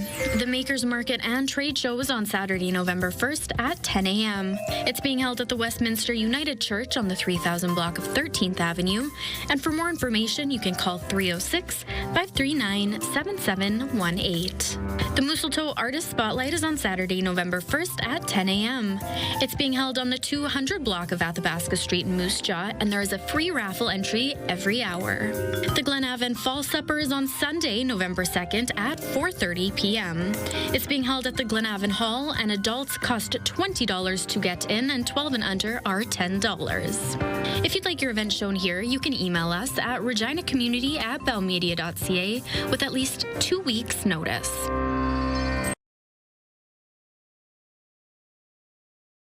Wardrobe consideration by Colin O'Brien Man's Shop, defining contemporary style for over 20 years. Let's check back in with Janelle Lepine now, who is utterly spooked by her morning at one of Regina's haunted houses. All right, we've made it inside the haunted house. Hi, Blue. It's nice to see you again. All right, Karen, walk me through. Well, the dinosaurs are loose and we don't want to wake them up, so we need to be very, very quiet. Okay. Okay. Oh!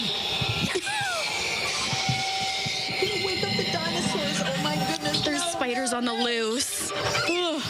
What do you think, Blue? He is hungry. Getting upset. He's getting very upset. Oh no. There's too many things happening around here right now.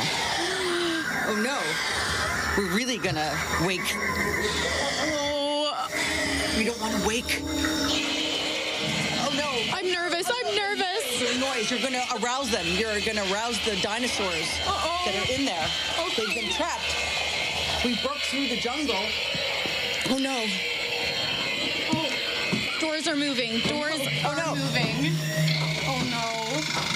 And Blue is calling to them. He knows. He knows. Oh no. What's happening, Blue? Were you there the whole time? Oh, no.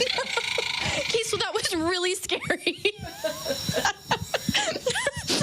I'm not exactly sure what we've got in store for the next round because that nearly did me in. If it's not going to be Blue eating me, it's going to be a jump scare. We're going to find out a little bit more of what's to come very, very soon. Stay with me. You're not going to want to miss this. It's going to be spooky.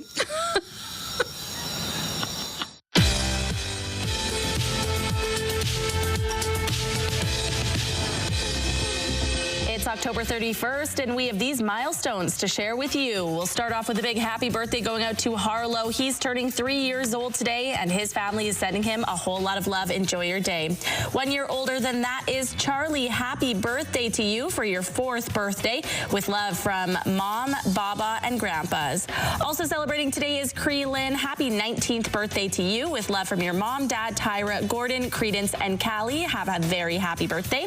And looking forward to tomorrow. Happy birthday to Odin for his 16th birthday. Have a great sweet 16. This shout out coming from your dad, grandma, grandpa, Auntie Kelsey Rue. Have a great day. If you have anything that you would like to celebrate coming up, send us an email to yourmorningsaskatchewan@ctv.ca. You can also scan that QR code on your screen, but make sure you send those in 1 day in advance.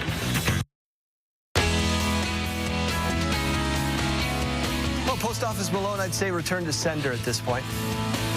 Oh, you were waiting a full hour for that line. So long. Son of a gun. Yeah.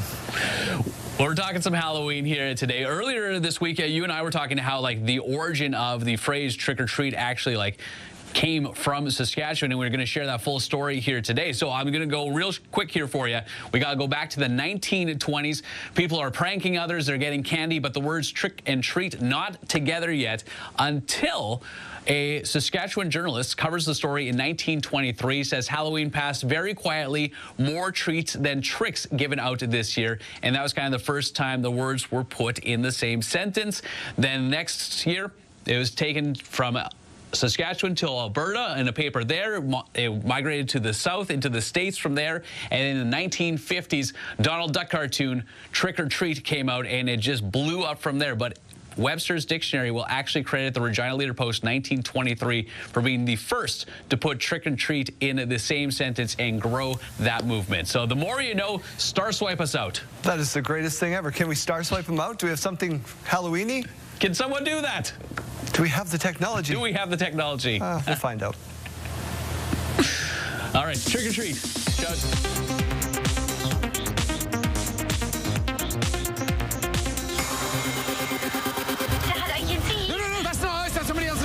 AMC Theaters are offering 2 scary screenings for 1 ticket. Hallow Road, starring Rosamund Pike and Matthew Rhys, and the darkly comic thriller Vincent Must Die. More info at HalloweenDoubleFeature.com. I've been drinking beer for 40 years, and I never wished once that it tasted more like fruit. King of the Hill has at least a few more years in it. Hulu has renewed the adult animated series for its 16th and 17th seasons. Season 14 debuted in August, and season 15 is due out next year. In Hollywood, by way of Arlen, Texas, I'm David Daniel. Dance with clear.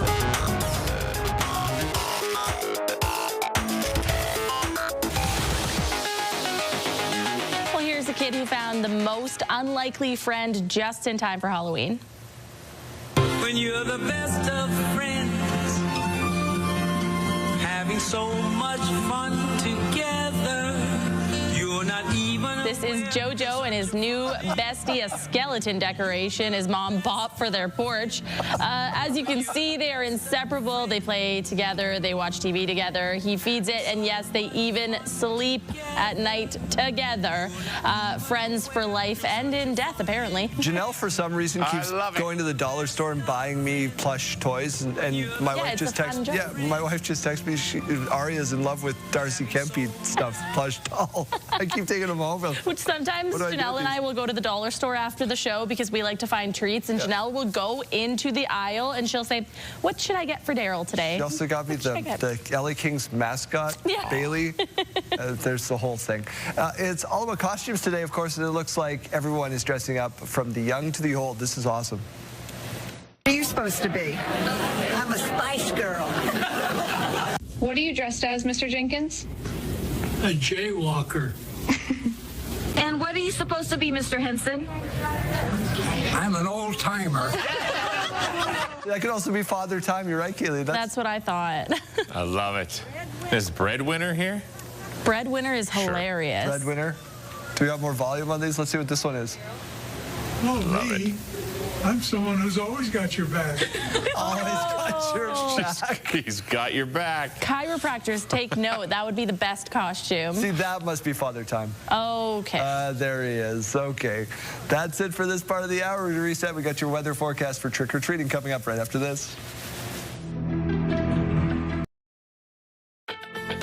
It's Halloween Friday, October 31st. We have seen this before, so this is not entirely new. Premier Scott Moe now urging Ottawa to pressure the Indian government after it dropped new tariffs on peas. As we pull back from this time validation and scheduling piece, that means there's more resources on the AIMS team to address other issues that may come up in the system more quickly.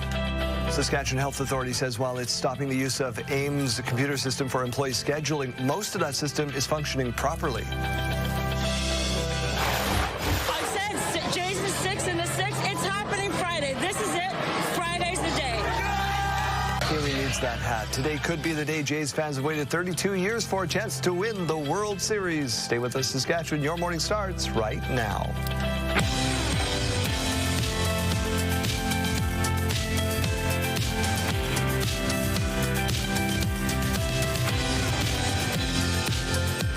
Welcome to Your Morning Saskatchewan. I'm Daryl. And I'm Kayleen. Happy Halloween. Happy Halloween indeed, but it's going to be a little bit of a chilly one. Yeah, a bit cooler today. Temperatures only around 2 to 3 degrees in Regina and Saskatoon. Feeling like we're in the negatives for trick-or-treating. We've been asking for your costumes. Aria is going to be a little dragon.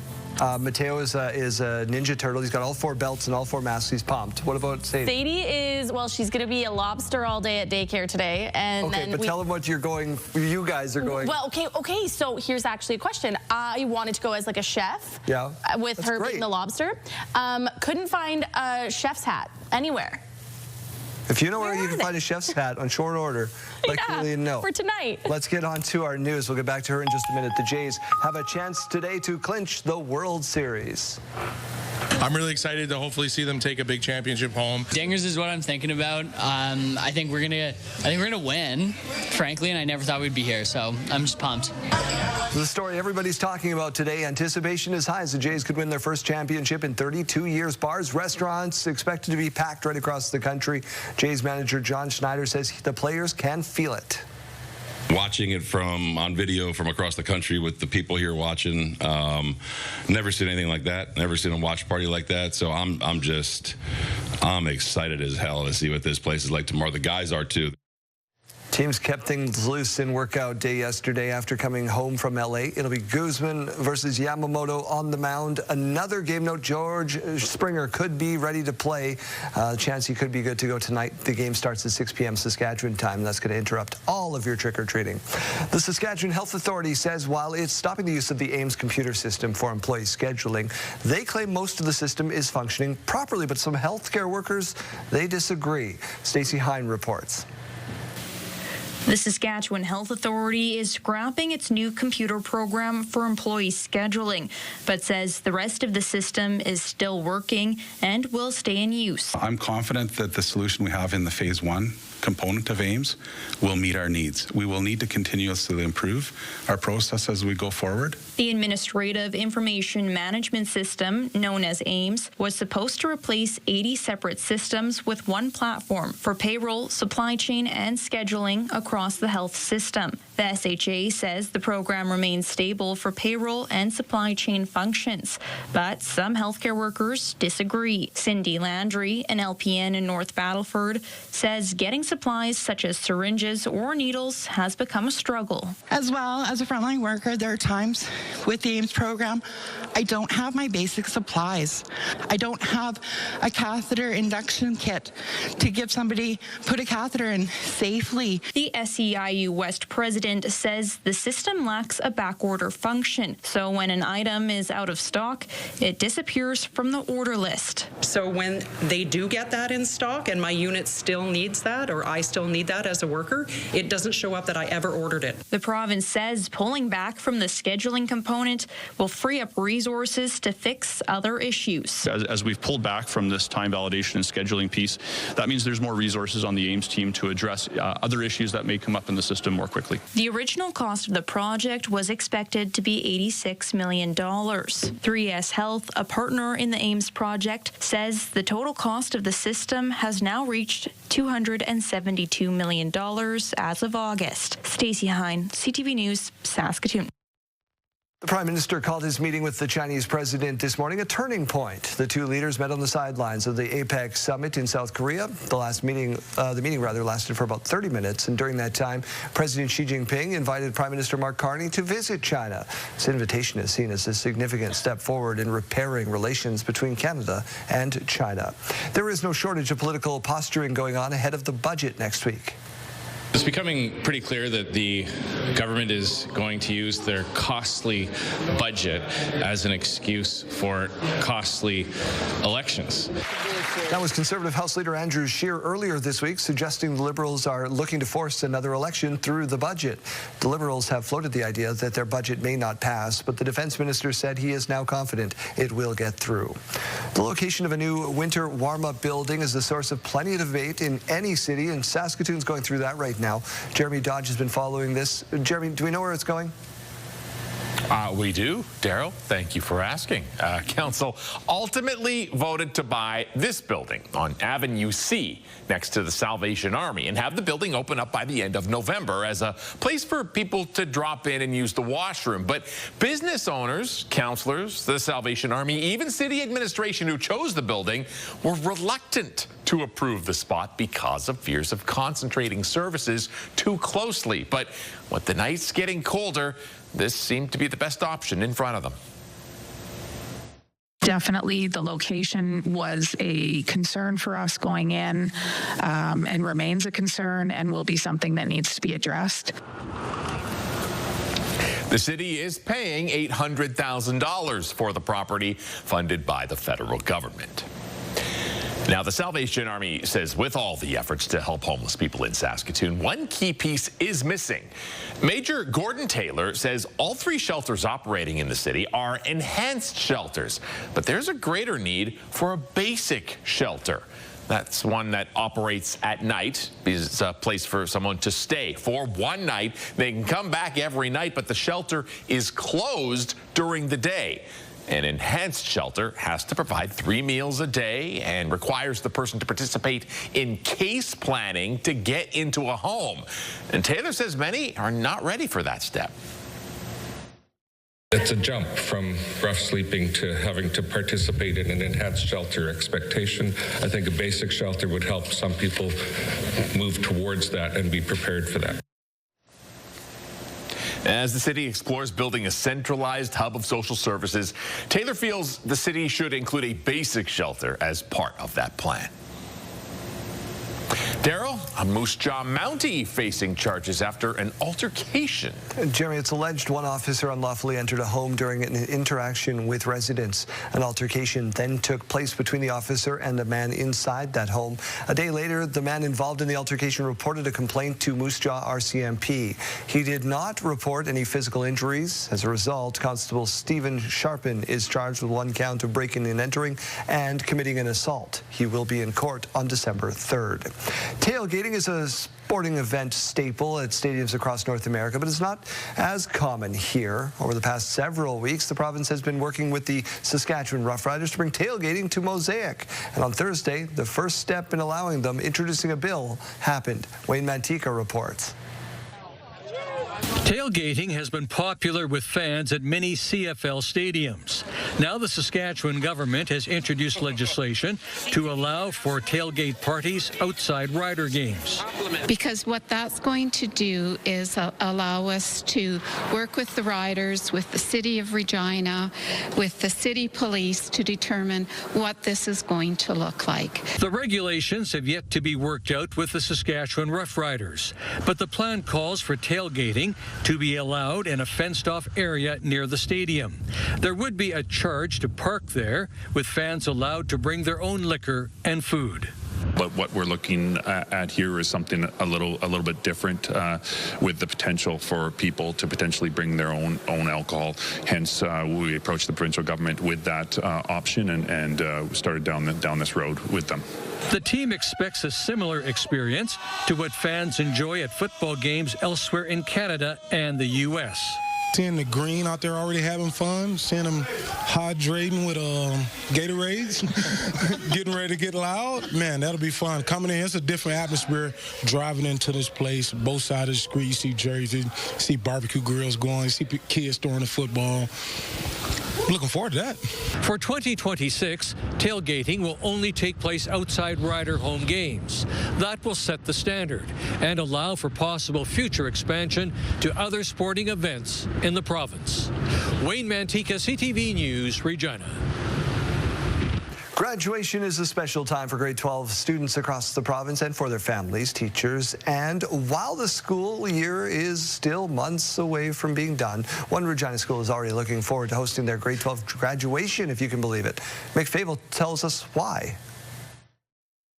For over 50 years, Cornwall Alternative School has been offering a variety of grades to Regina students facing unique challenges. Now, for the first time in the institution's history, there will be a grade 12 graduating class. Now we're going to get to see students graduate and succeed, and we're gonna be part of that. And we can see that those feelings and that excitement in our families, that they now know that they can graduate here and be part of something special. For many years, the school has been a stop for those looking to get back on track, assisting students from grade 7 to 11, then sending them elsewhere to complete their education. The idea of not having to leave and finishing school here is a groundbreaking idea for students. You have kids who are now believing, and all the talk has shifted. It's not if we're going to graduate, it's when we're going to graduate. Am I going to graduate here? Am I going to graduate here? When am I going to finish? And it's just incredible. Students at the school come from a variety of backgrounds, each with their own needs. Those currently in class say Cornwall Alternative is a welcoming environment where everyone has the ability to achieve. Mostly the teachers are, I think what helps the most. It feels more like a family than like a school. Every kid here is it's a good community to be around, and all the teachers are good to be around. This school has been wonderful since I came. Even my family has noticed that I've made a huge difference in behavior, grades, and just overall mental health since I came here. For the second year in a row, Cornwall Alternative has been selected as one of the top 100 charities in Canada, a title the school wears proudly and is confirmation of the direction it's headed in. Mick Fable, CTV News, Regina. Those who participated in downtown Yorkton walking tours this summer probably heard a few ghost stories from that city. So we've sent Virginia DeClute back to get some more chilling details. Part of Yorkton's rich history includes smuggling alcohol through tunnels, buildings going up in flames, and business rivalries ending in tragedy. Some events of the past century have sparked quite a few spooky stories around town, leading some to believe certain locations are haunted, including the owner of Wander's Sweet Discoveries. And I was wondering, well, who's coming to visit me at 2 o'clock at night? So I went back upstairs and there was nobody there. Sometimes the chairs wouldn't move. Sometimes I would hear water running and I come up, there was no water running. So the pastry shop owner says he's not aware of any tragic events that took place in the building on 2nd Avenue. But it was a good ghost. He was kind of playing jokes, but he wasn't mean or anything like that. He wouldn't throw anything over, but he would just make a noise. It is just one of the many stories that can curdle your blood. The city recently posted a YouTube video titled Haunted Yorkton. I spoke with various people around town. The Facebook group Yorkton Nostalgic was also a huge help with kind of the stories around town, and there was also some mentions on historic documents in the Yorkton archives. He says ghost stories help preserve history that would otherwise be lost, such as the story of Yorkton's former mayor and prominent businessman Levi Back, who apparently likes moving furniture at night. And nobody would have remembered it unless the firemen and paramedics who come near that place actually would say, yeah, we've had a poltergeist in our place, and we believe it is the ghost of Levi Beck. So people think, well, that case, Levi Beck's memory and legacy still lives on at the fire hall as his ghost. Real or not, passing down creepy stories is a funny way to remember history and learn more about Yorkton's heritage, all in the spirit of Halloween. Fruzsina de Kloot, CTV News, Yorkton. Asking you shall receive, Kayleen. We sent out a call asking for a chef's hat, and you got options in our inbox, so thank you to our viewers. I did, yeah. A few people writing in. And how quick was that in the span of 10 minutes? Yeah, all I just had to do was put on my fancy reading glasses here and yes. take a look over, and I didn't pooch it. Very nice. The forecast looks a little rough. Yeah, no, as we said earlier, it's not tropical. It's tropical this evening. Temperature is going to be below that seasonal average. Definitely find a way to incorporate a jacket into your costume. 0 degrees right now to wake us up in Regina. A few of those remaining flurries from that system that we saw yesterday impacting us in Regina this morning. Not going to be impacting us into the afternoon, so don't worry too much if you are planning on taking your kids or grandkids out trick-or-treating. We're not going to be seeing any more of that precipitation later on. 0 degrees to wake us up in Saskatoon. We were just seeing mainly cloudy skies a few minutes ago. Now it seems like that sun is starting to come out. Winds are very calm today, and that's nice to see compared to what we saw yesterday when this whole board was lighting up in red with those winds up to about 60 kilometers per hour yesterday. Well, today we're really only seeing them up to about 20 kilometers per hour in most places across the province. Some of those areas lighting up in blue could see them up to about 30 kilometers per hour. But all in all, improvements from what we saw yesterday, but take advantage of this day because it is going to get windier as we make our way into the weekend. Now, you can see a few of those spots of white up on our futurecast there this morning and into the early afternoon. Then in the later parts of the afternoon, those spots disappear, meaning no more precipitation in the province, and also the clouds will be clearing. So, although the temperatures are cooler, Mother Nature seems to be trying her best to give us a very nice forecast for Halloween. Futurecast showing that we will have some more snow way up north into Saturday morning. Into the afternoon, not a lot, but then it's the evening that we see some more rain making its way into the central part of the province, and yes, some parts down towards the southeast. So keep that in mind if you're making your weekend plans. Current temperature is now -2 in Spiritwood, 0 degrees in Melfort, 1 degree in Nipawin, and Hudson Bay just dropped down from 0 degrees to -1. Down towards the south, really cool through Kindersley this morning, -11 right now. 0 degrees though in Weyburn and 1 degree in Estevan. Today's forecast showing temperatures again below the seasonal average all across the province today. Definitely going to be a cooler day, so although we're not seeing as much of that precipitation today, you are still going to want to grab a jacket, bundle up for sure. Your trick-or-treat forecast for Regina. Well, we're seeing temperatures around 1 degree at 6 p.m., feeling more like -2, 0 degrees at 7 p.m., feeling more like -4, and then -1 at 8 p.m., again, feeling more like -5, though. In Saskatoon, 1 degree at 6 p.m., 1 degree at 7 p.m., but feeling more like -4, and then 0 degrees at 8 p.m., feeling like -5.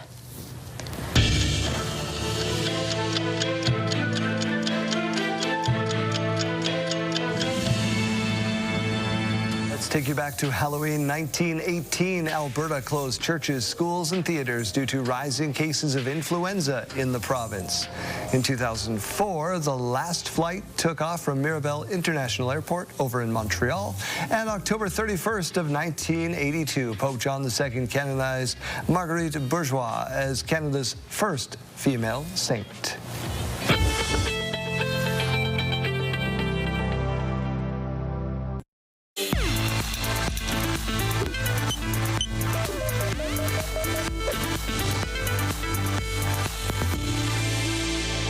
You got places to go. I do.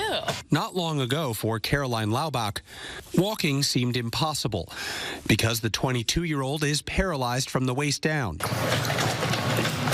Caroline from Macungie, Pennsylvania, is a tester for Eve, the world's first self-balancing exoskeleton designed by Wandercraft to work inside and outside the home. You see this device, it looks like something out of the future. What does it do?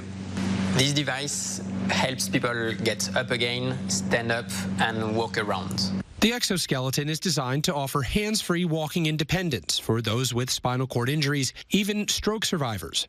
The user directs it to walk forward or back, and because it's self-balancing, It can even go up and down stairs. It's an opportunity that I never thought I was going to have again in my life. 4 years ago, at age 18, Caroline went into sudden heart failure. I was on life support for about 2 weeks when I had a spinal stroke, which paralyzed me from the waist down. She left the hospital with a new heart and a new way forward, a wheelchair. How has your adjustment to life on that bumpy road been? It was hard at first. I don't think I really accepted this as being my life for the first 2 years.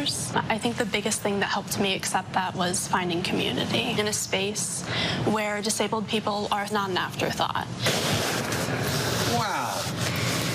I'm almost as tall as you now. Whoa. She controls the exoskeleton with a joystick that allows her to walk and turn, even bend down to pick something up.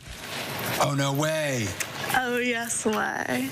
Health benefits of Eve include building strength and improving circulation, and the mental, emotional, and even spiritual gains are more far-reaching. I forget how tall I really am until I'm up and standing in one of the exoskeletons. I'm so used to looking up at people in my day-to-day, and it's nice to be able to talk on the same level. I would imagine the most quote-unquote normal things that nobody thinks of are the ones that have the most meaning for you. They do. It's those little simple moments that you really miss the most. Will Reeve, ABC News, New York.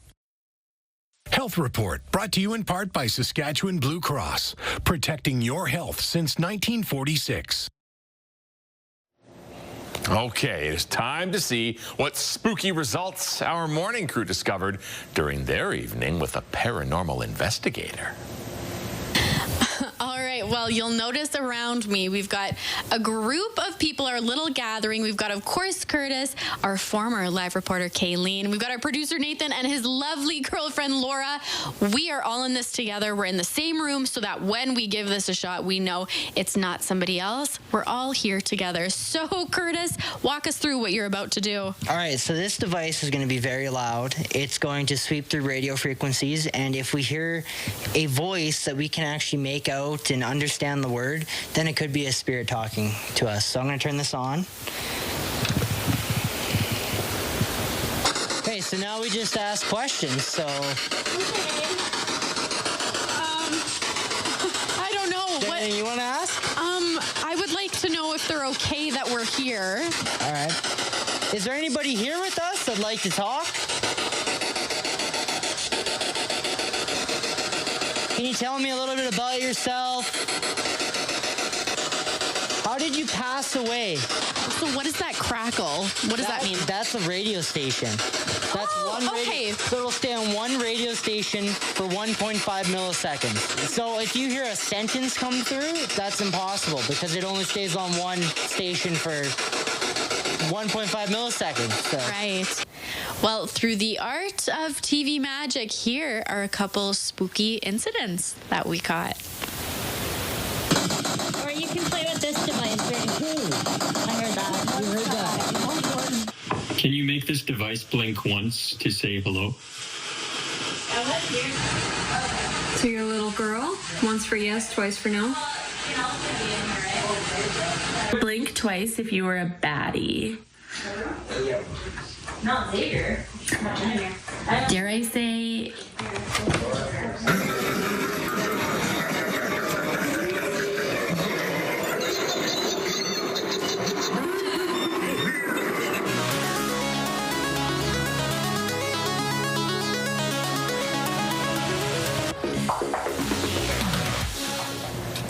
All right, in case you missed it, instead of smashing a 2,226-pound pumpkin, this guy decided to carve it.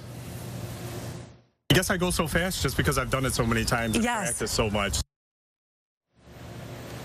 Yeah, this guy's name's Joe Atkins, and he's the king of growing and carving giant pumpkins. Says he prefers carving into the pumpkin's surface rather than hollowing it out, obviously. Yeah. Says it lasts longer this way as well. So he's also won some growing competitions this year, and then he wins cash and invests those winnings in full-size chocolate bars that he gives out to the hundreds of trick-or-treaters that come by his place every year. So pay it forward. That's the house to go trick-or-treating at then.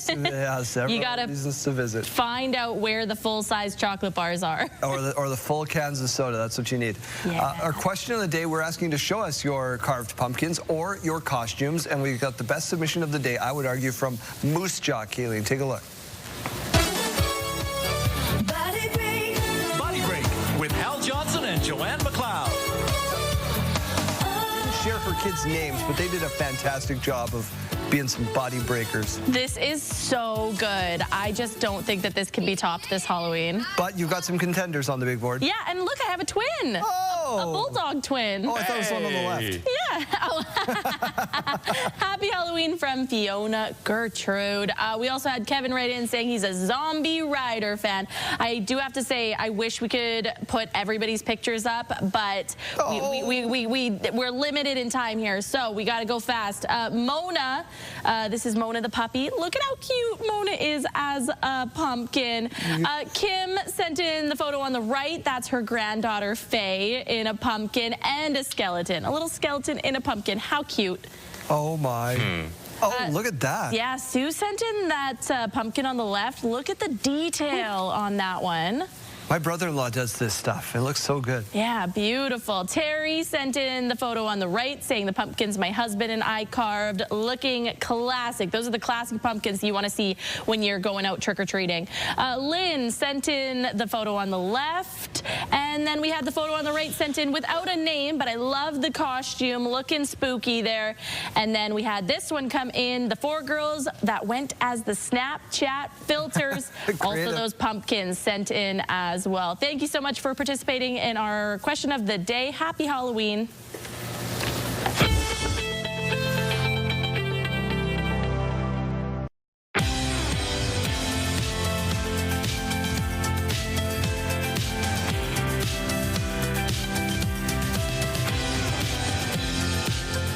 Welcome to Your Morning. Premier Scott Moe is urging Ottawa to pressure the Indian government after it dropped new tariffs on yellow peas, saying the move threatens a key market for Saskatchewan producers. In a letter to the Federal Minister of Agriculture and Minister of International Trade, Scott Moe calling India's tariff announcement very concerning. He expressed the need for Saskatchewan producers and exporters to have certainty as the province still deals with Chinese tariffs on canola products. Collectively, the Indian and Chinese markets make up 71% of Saskatchewan's pea exports last year, at least, with $480 million worth shipped to India.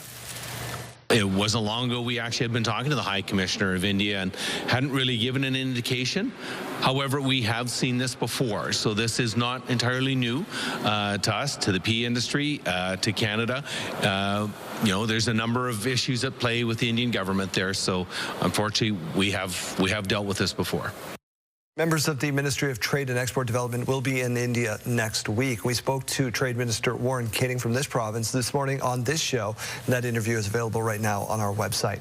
The Saskatchewan Health Authority is introducing a new notification process for emergency service disruptions. The updated process is meant to provide accurate, reliable information about the availability of emergency services around the province.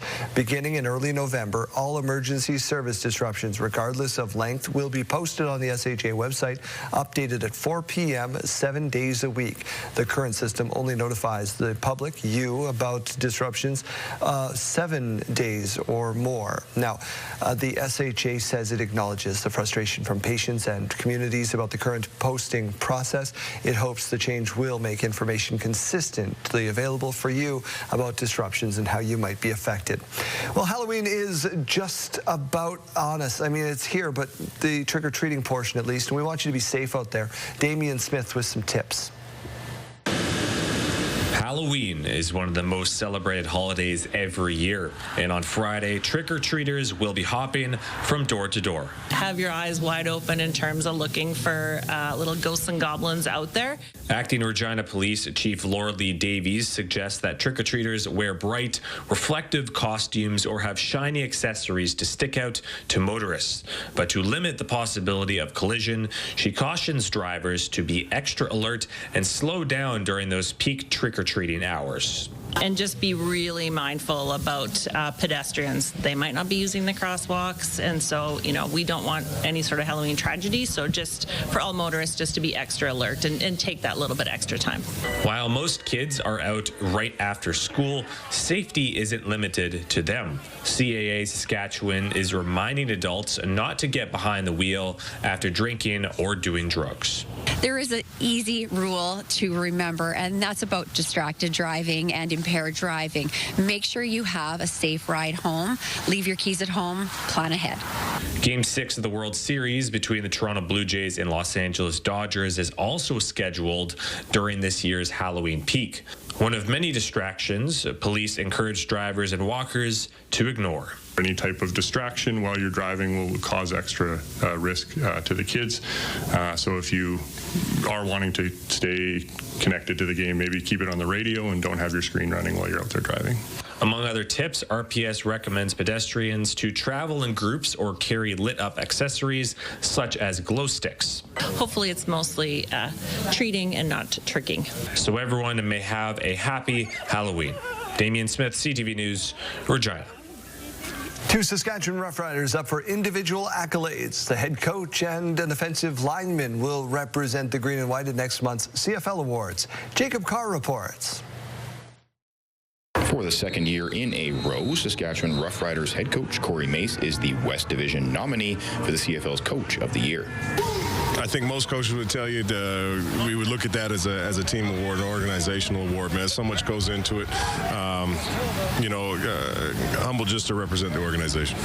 Also, for the second straight season, Mace will be going up against Montreal Alouettes head coach Jason Moss, who won the award last year. While Mace might not give himself any praise, his players will do so for him. We have tons of fun, but he commands a lot of respect, and he's quite the coach. I'm very, very happy that I've had the opportunity to play football for him and be on his team, and he's a very deserving, and I think it'd be surprised if he didn't win it. Riders right tackle Jamarcus Hardrick is the West nominee for Most Outstanding Offensive Lineman, an award he won in 2023 while with the Winnipeg Blue Bombers. Personal level means a lot, coming off an injury, getting back there, didn't do it alone. Guys beside me, the coaches, sprint staff, everyone, but it means a lot in the grand scheme of things. Hardrick had to miss the majority of the 2024 season, his first with the Riders, due to a quad injury, admitting the recovery process was tough and makes the nomination that much more special. A little bit on FaceTime my wife last night. We teared up a little bit, just the time she had to pick me up, put me in a truck, trying to get my degrees back on my leg. I was having good days and I had setbacks, and I was like, man, it was never going to happen. The CFL Awards will be handed out November 13th as part of Grey Cup Week in Winnipeg. Jacob Carr, CTV News, Regina. Jacob Carr, very excited about the Riders' success. We are excited to get out there and do some trick-or-treating today. We sure are. My first time bringing my daughter trick-or-treating. Are you bringing Aria with Mateo? Are you giving out full-size chocolate bars? I do know where you live. No, we are not giving out full-size chocolate bars. Not going to your house. I haven't even bought our candy yet. I know. Store across the street. I know. Better it's right across. Well, that's why I put it off, is because it's right across the street. So. Okay, well. All right, let's turn our attention over to the Halloween forecast with a spooky black cat. We are also seeing spooky temperatures, very cold this evening. The afternoon in Regina, 2 degrees, down in the evening into those minus temperatures. Although it's only -1, it's going to be feeling more like -5 around that 8 o'clock hour. In Saskatoon, -3 for the afternoon, 0 degrees into the evening. But again, feeling more like -4 when you're going to be out there taking your kids trick-or-treating. Winds, though, here's the treat part of trick-or-treat, a lot lower than what we saw yesterday when we were seeing those really strong winds. Now let's take a look at this morning view. 0 degrees right now. Now, Regina has had the chance of seeing some very light flurries earlier on in the morning. That's just the leftover of what we saw yesterday. We're not going to be seeing too much precipitation into the later parts of the afternoon, but the future cast is going to show that to you. 0 degrees in Saskatoon right now to wake us up. We were seeing mainly cloudy skies. Now it does look like the sun has started to come out. Now, the future cast showing just a few little spots of white on the screen over top of all that cloud cover. That's going to continue continue on into the early parts of the afternoon, and then the later parts of the afternoon, the precipitation disappears from the futurecast. The clouds start to dissipate as well. So we start to see Mother Nature trying to give us a nice Halloween forecast. It's just those cooler temperatures that we have to manage. Futurecast also showing that rain that's coming into the north for tomorrow morning. Going to come along with some snow as well, and then some rain on the way for the evening tomorrow evening for Saskatoon and Regina.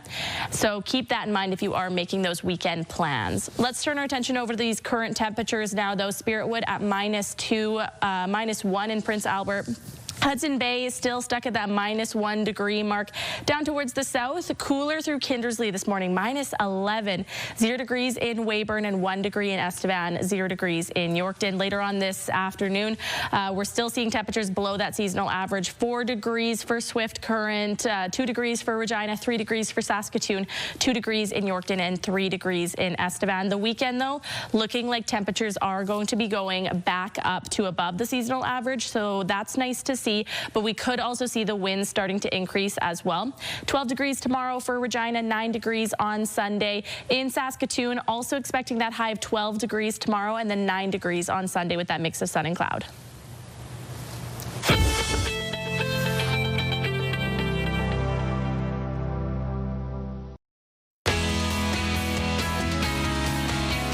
Chase back once again to count down this week's top 5. Starting us off, he had a big fall.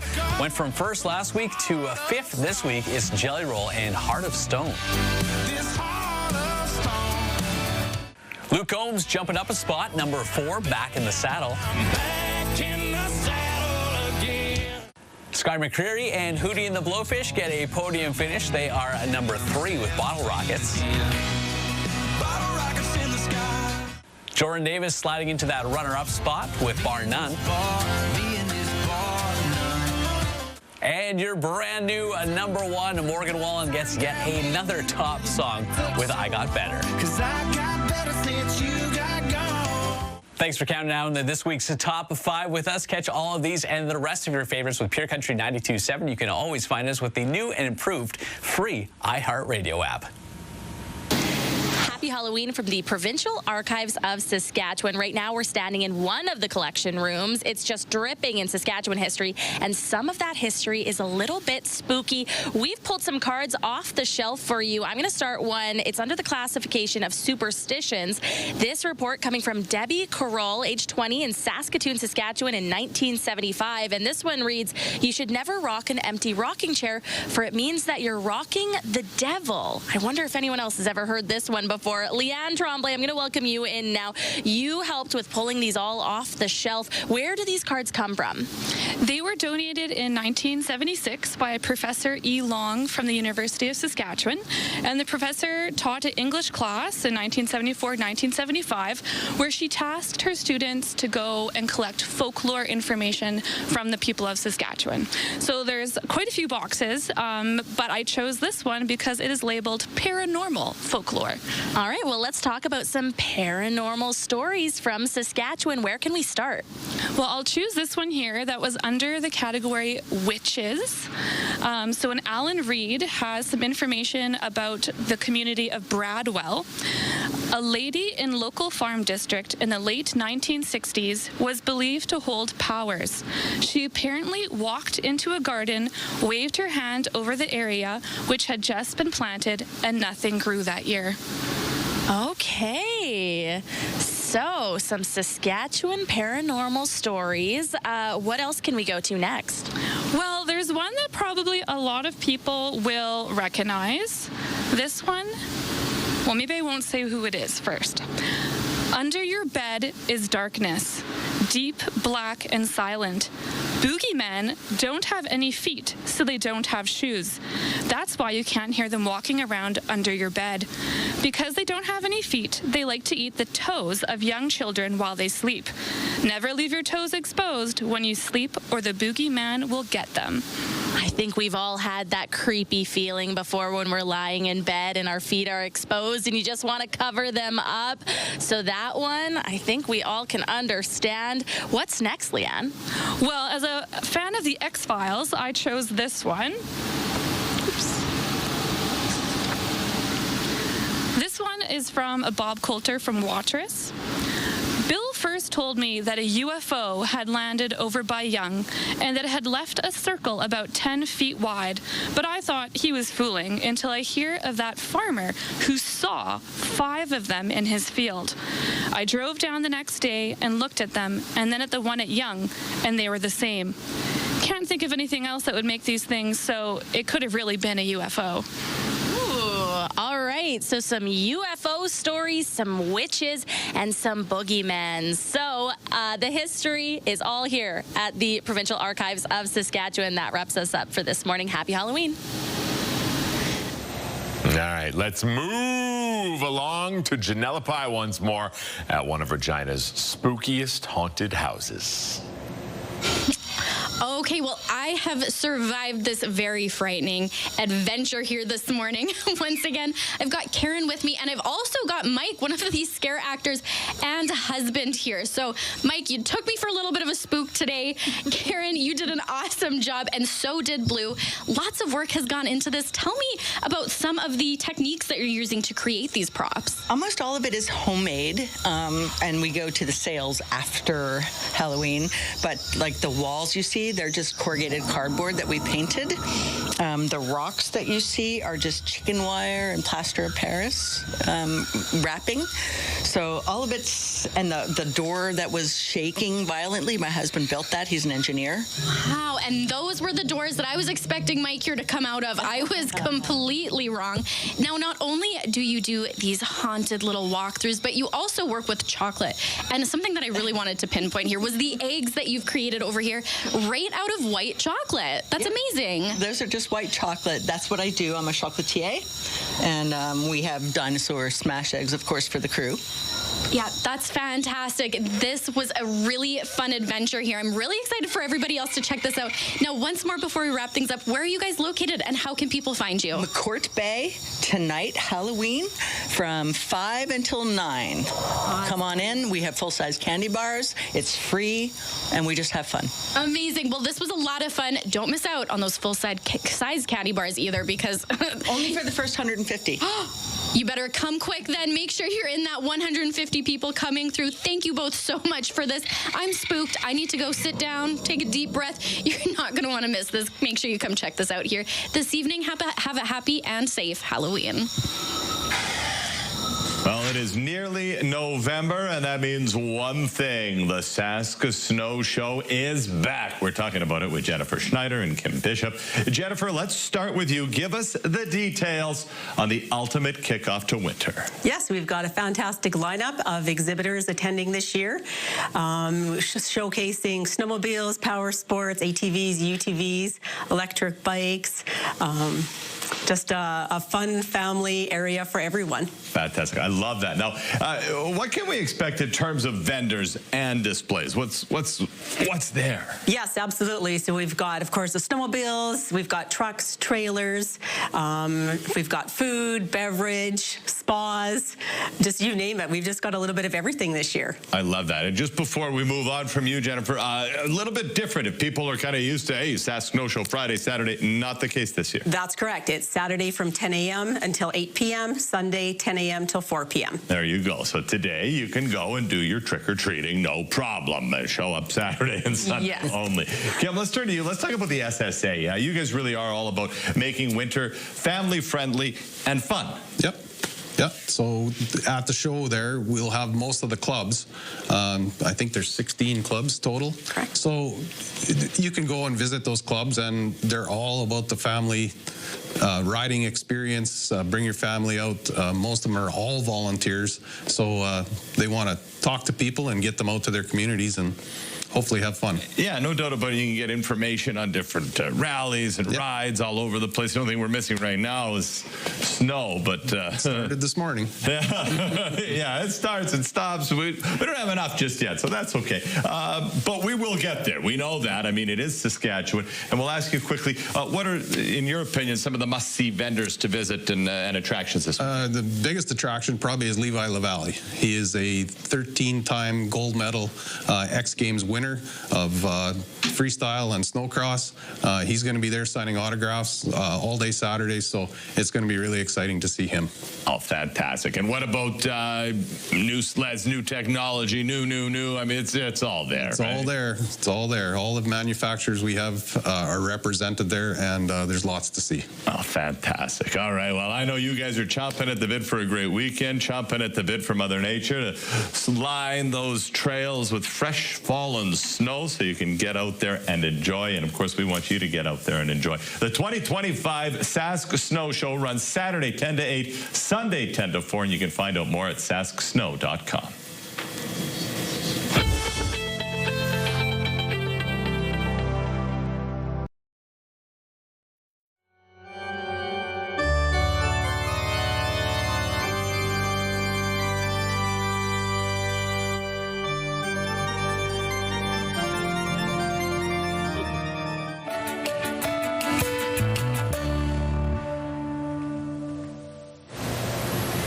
Well, ahead of that big Jays game tonight, let's take a trip down memory lane, back to the World Series of 1993. Yeah, Janelle and I weren't alive yet, but if you remember that game, you'll likely recall a super fan who ran onto the field to celebrate that victory. John Benavelli-Rao caught up with them all these years later.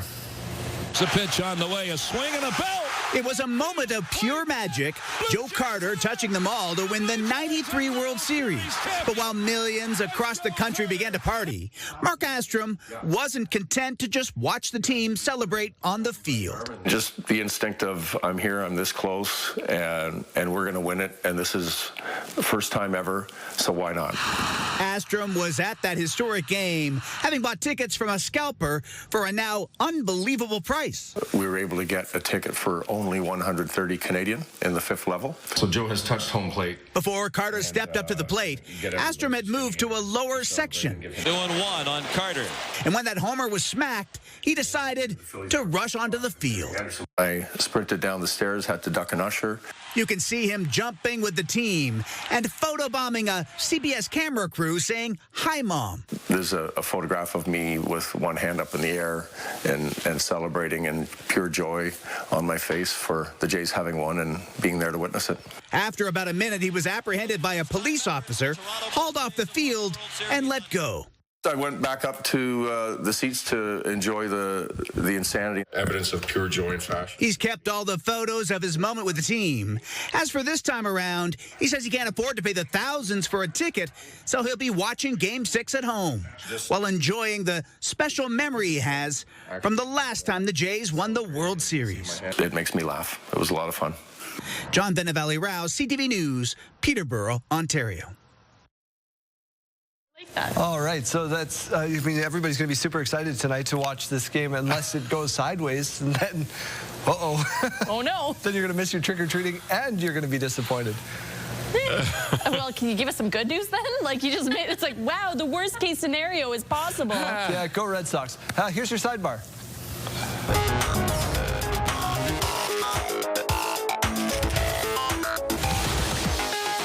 Don't email me, I'll just delete it. Hey, Janelle, welcome to studio. Thank you, I'm happy to be here. You can hear her coming with the bell. That's the best part. I was going to say, that's the best part of the whole costume. Yeah. Ashley wasn't losing me today. She was walking around the newsroom, and I was like, what is that? Are you announcing your arrival?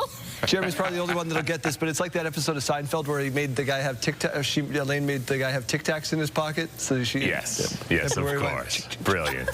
A pair of grade 7 boys have made one smashing school project.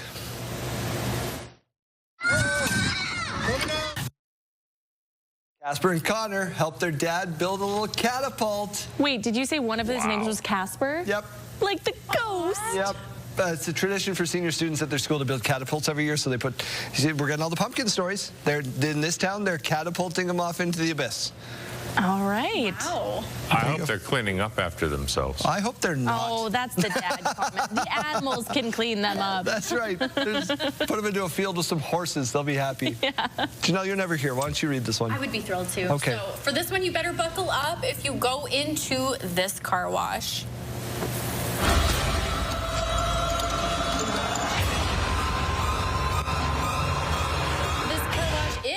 has turned into a tunnel of terror for Halloween. You can roll through a wash of flashing lights, creepy characters, and a few. So the big question is, would you go?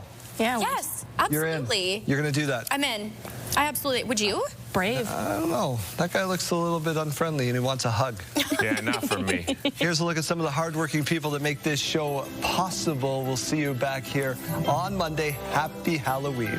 I was the only one that didn't get a special name.